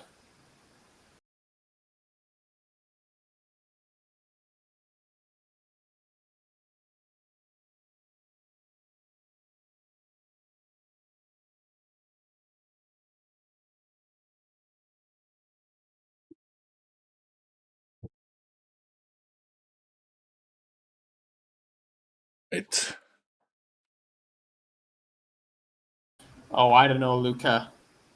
I don't know. Once skill players, I'm talking about once skill players is dead, Luca. I'm not talking about right now, but once skill players is dead.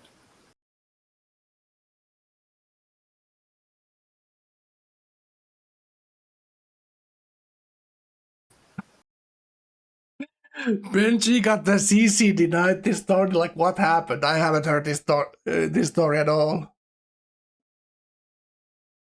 So you won a game technically, but they said no. You need to keep playing. Lumpin just engineered a half-built Oxford. Easy. Like, you just need artillery right now. Why not? I don't think Ergo has anything against artillery when you think about it. Turn 95.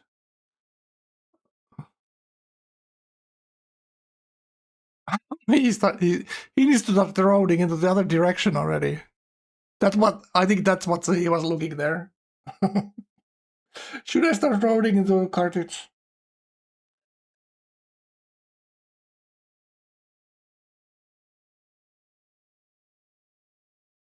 Casually farming the CS. And units obviously not taking damage because it heals itself.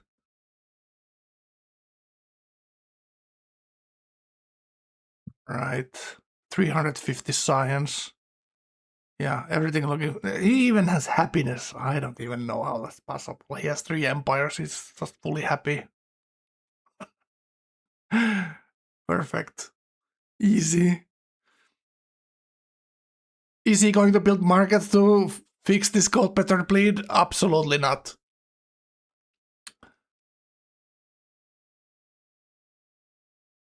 The game was 90% done when Dinka died. Whoa.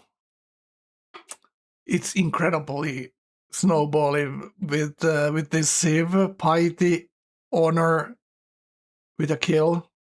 It is incredibly strong. Obviously, the chance Gao and Skill Plans probably had was teaming, but it's very hard to do when you're behind in tech. Like turn 71 University with the overflow from temples. It's so incredible. Even if we had somehow both had been able to team him immediately, which I wouldn't have. Like I had no happiness, right? I was trading him 8 happiness. Right.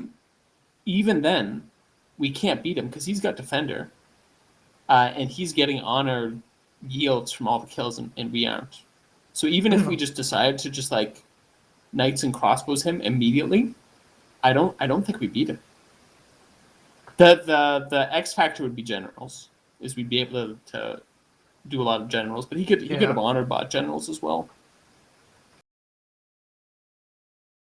Yeah, I think you might be able to snipe us from one of the fronts. Let's say you don't team him same time. You attack one player attacks on the other side first, and Lampen moves his army, and maybe the other side might be able to take one city. That's about it, I think. If you just go crossbows immediately, when you see Dinka dying, you just click crossbows there. And it's very hard as well because the coasters were fighting, so there's no like, you cannot get upgrade gold because it's very hard to go straight crossbows and have decent amount of gold to upgrade immediately. It's actually hard play to do with, let's say, Liberty. With Canada, you can, it's a little bit easier. You did all a little bit questionable things. Let's be honest about it, Galfat. You went patronage 0 into commerce. Oof. No, I think that was the right play. Well, what's the better play? I don't know, man. Bunch of them comes up. Chat, tell us what's the better play. It is like going straight commerce could be a thing, but you missed medieval, I guess. I couldn't. I didn't have medieval, and I knew I was never having medieval because my whole play was to finish Liberty as soon as possible to guarantee Petra, and that was my entire game. Right. That's actually very nice that you got it, because that's also another thing kind of difficult to pull off as Liberty. Getting Petra, you need to culture Pantheon like you did. Well, I guess culture Pantheon in a way of Lake Pantheon. It was pretty good for you. Otherwise, I kind of don't like it as Liberty because it's no hammers. So it slows your build queue down a little bit. But if I had to pick, if I'm thinking I need a culture Pantheon, I would probably pick something else, like Deer Pantheon. Even it's. I didn't have enough. No. Yeah. Lake Pantheon, because I was going to be working on my list for you here, it was all right. I think it was very, very decent. Yeah, but normally, like generally, and it gave you religion as well. You had enough lakes for that, so it's it is one of those. balanced pantheons, in my opinion, because you lack hammers working those stars always, even though it gives you culture and faith. It's hard to make it work. Also, you need to if settle on the lake with Liberty. If the lakes are any bigger than that, you need to buy the lake. Do you want to do that? If it's bigger lakes, it's very annoying as Liberty. Lobby low end. What?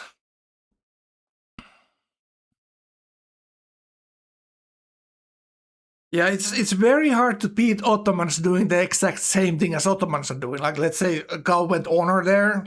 I don't think it's good enough. That's a good point. Like, I don't think it's good enough. Maybe it's good enough for teaming, but is it good enough for winning the game in the end? You need to think about that too. That's not the victory condition. If the teamers win the teaming, you still need to roll from that. There might be 3 other players left. So it's not an easy choice.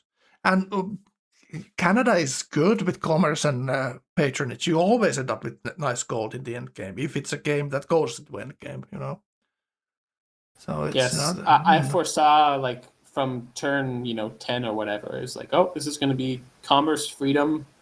Try to buy my space parts. Yeah, I thought that too. I exactly said that.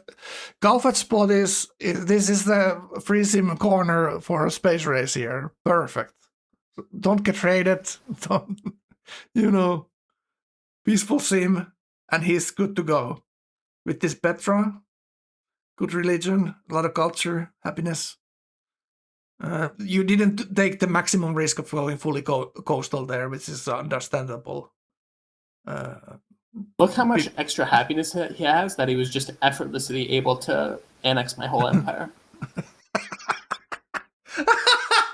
Yeah, you didn't have any happiness there, and he just took all the cities and he's fine. Oh, ridiculous. Oh, 600 hammers! 600 hammers. It's way more than the lobby in Liberty total. Carthage has 144 hammers. Womp womp.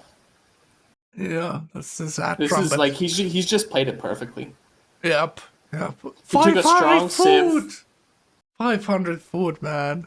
Strong civ in its correct niche played perfectly. Yep.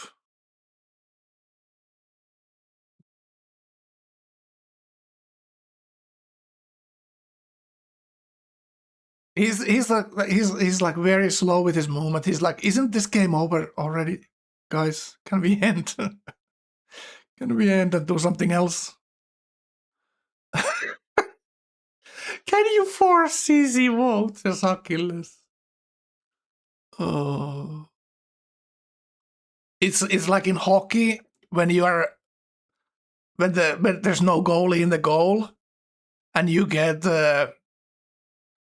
you're attacking in the goal and there's no goalie, and someone makes a penalty. They just gift you a goal immediately. You don't have, they just give the win here without not even shooting the puck. I know what you mean, Frank. I don't know if many other people know what you mean. Yeah, they don't. I'm just talking with a Canadian here, so like you can award a goal when someone has a free shot, but he gets penalized. But someone hits him in the face with a stick or something, and he has a free goal in front of him, so they can award you a goal when the puck is not even close to the goal, basically. That's okay. We're beside the point here. All right, 400 science. Take a look at the coastal.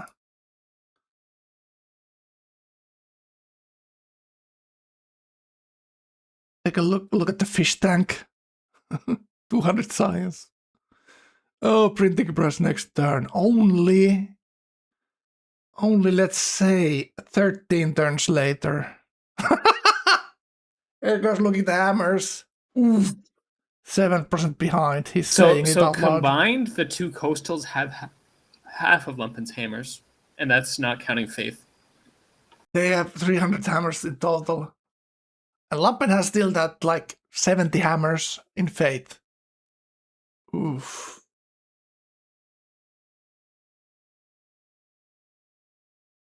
First approval is one happiness. Ooh, what is this? The Great Gallius raid.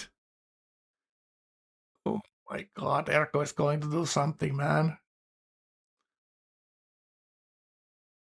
I'm not saying the raid is great, I'm just saying that it's Great Gallius's. Okay. Easy second place for Ergo. Oh, they can team him. Easy. I was looking at like who was Lampen gonna attack next, and I was thinking it's Cardis because of those flat frontal cities. I'm not sure if you scouted the other side of the map. It was looking like he might go for Carthage, but Carthage attacked Ergo, so that worked perfect for Lampen. And Carthage actually had these magnificent islands in front of him, but he decided to go slam Ergo. Oof. Like, look at these islands. It's olives, dice, coffee, and olives. What's the last? There's some other unique locks as well. Oh my god. This is a big mix. Not necessarily settling these inlands, but not settling these islands or planning for it at least. Obviously, that's what Ergo's talking about it too. He's saying you could have had such an amazing Liberty game. Why attack me? Just go settle your islands. Oof. Like one of the things me and Apple did that game. We kind of early talked about like in our playoff that we are not gonna fight because if we fight, we lose to every timing on these other guys. There was like that's what Ergo tried to tell Sodium, and he didn't listen. Oh my god, is my diplomacy just that much better? Yeah, obviously, like Sodium's problem was he had bad, slow coastals, and Ergo had very quick and good coastals. So Ergo could frigate him and take his coastline out. So that's a big scary thing for Sodium, because I think maybe Sodium was thinking, there's no game for me here if I don't kill Ergo, because he's going to be slower. Was saying, I'm not going to frigate you. I'm not going to Great Gallius you. Let's just live peacefully. Yeah. That is a very hard thing to do, to get people to wrap their heads around that idea. That even though for frigates the distance is very short, it's short of the land players too. You can have frontal cities 3 tiles apart, and you still don't war that game necessarily. Because you have, so that's really hard for coastal players to wrap around their heads. Like, not fighting is sometimes the only correct thing to do for to have a chance. Because coastal, you are always a little bit behind. Let's say there's Dinka who's built a great light piece ahead. You still need to go your lighthouse deck and do your lighthouse. So that's always the 3-4 turns makes you behind for anything land players do. So you always have to think your setup being behind, and you have less land tiles to work in total. So late game, you will have less production in these cities, theoretically, than you would just normal land cities. So there are like limits to coastal play. So if you fight, you like your sim might just not be good enough. It's just because of the theoretical limits, in a sense.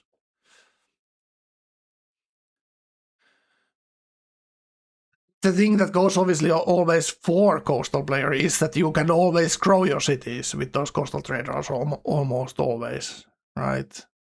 So that's never the issue technically.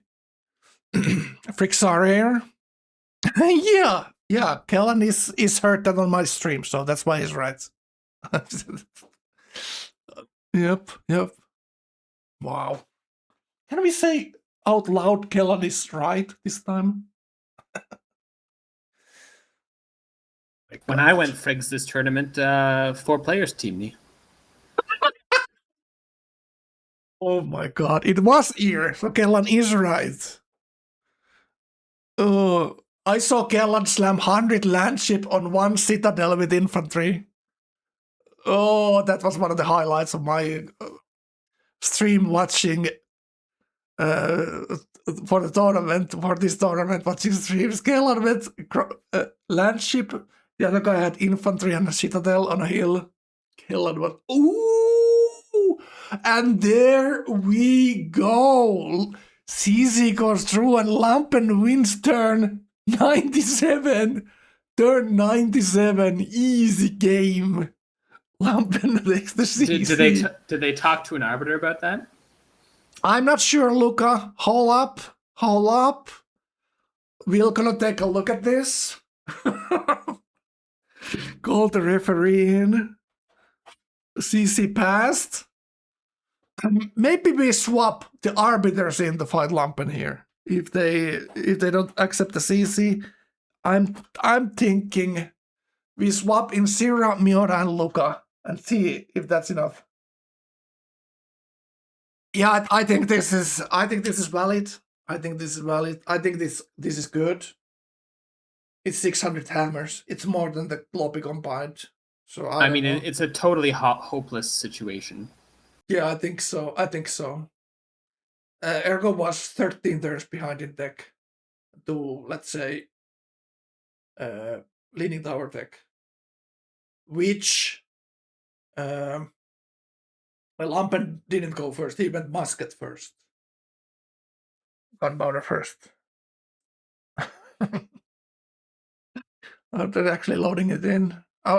Oh, let's see. We should listen to them, what they're saying. I'm going to put the Discord on. I think even if I didn't slam you there, aggro, like, it wouldn't have mattered. Well, if you didn't slam me, I wanted to play aesthetics actually. So maybe. No, we're dying like turn 120. Unless like. All right, we guys. go team Lampen, well party done. or something. What happened? Did you guys CC and did the arbiters agree to that? Yeah. Yes.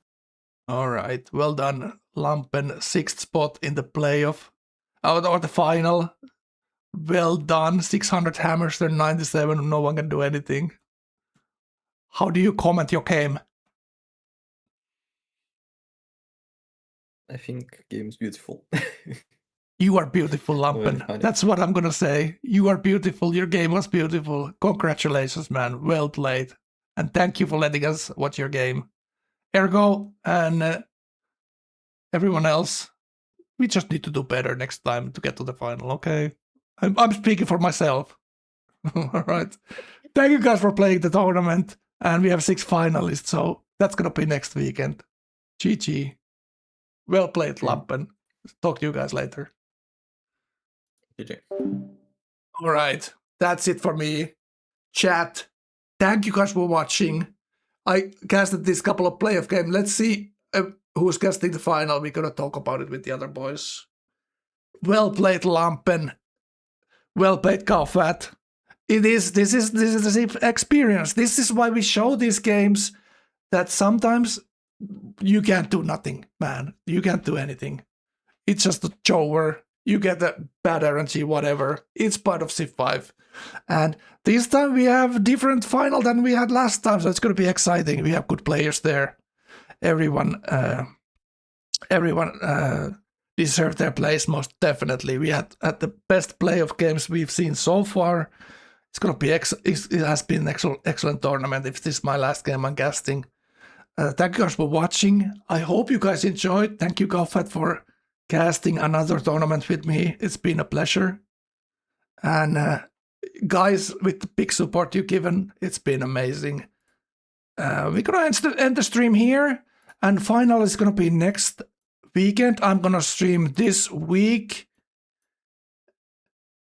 And Thursday, Wednesday, and when we know the final is, I'm going to announce on my stream. And keep an eye on the Discord. The old tournaments are in the YouTube, and I'm gonna edit this week this tournament VODs, so you get to watch them before the final, hopefully. So thank you guys for watching. Thank you guys for joining in.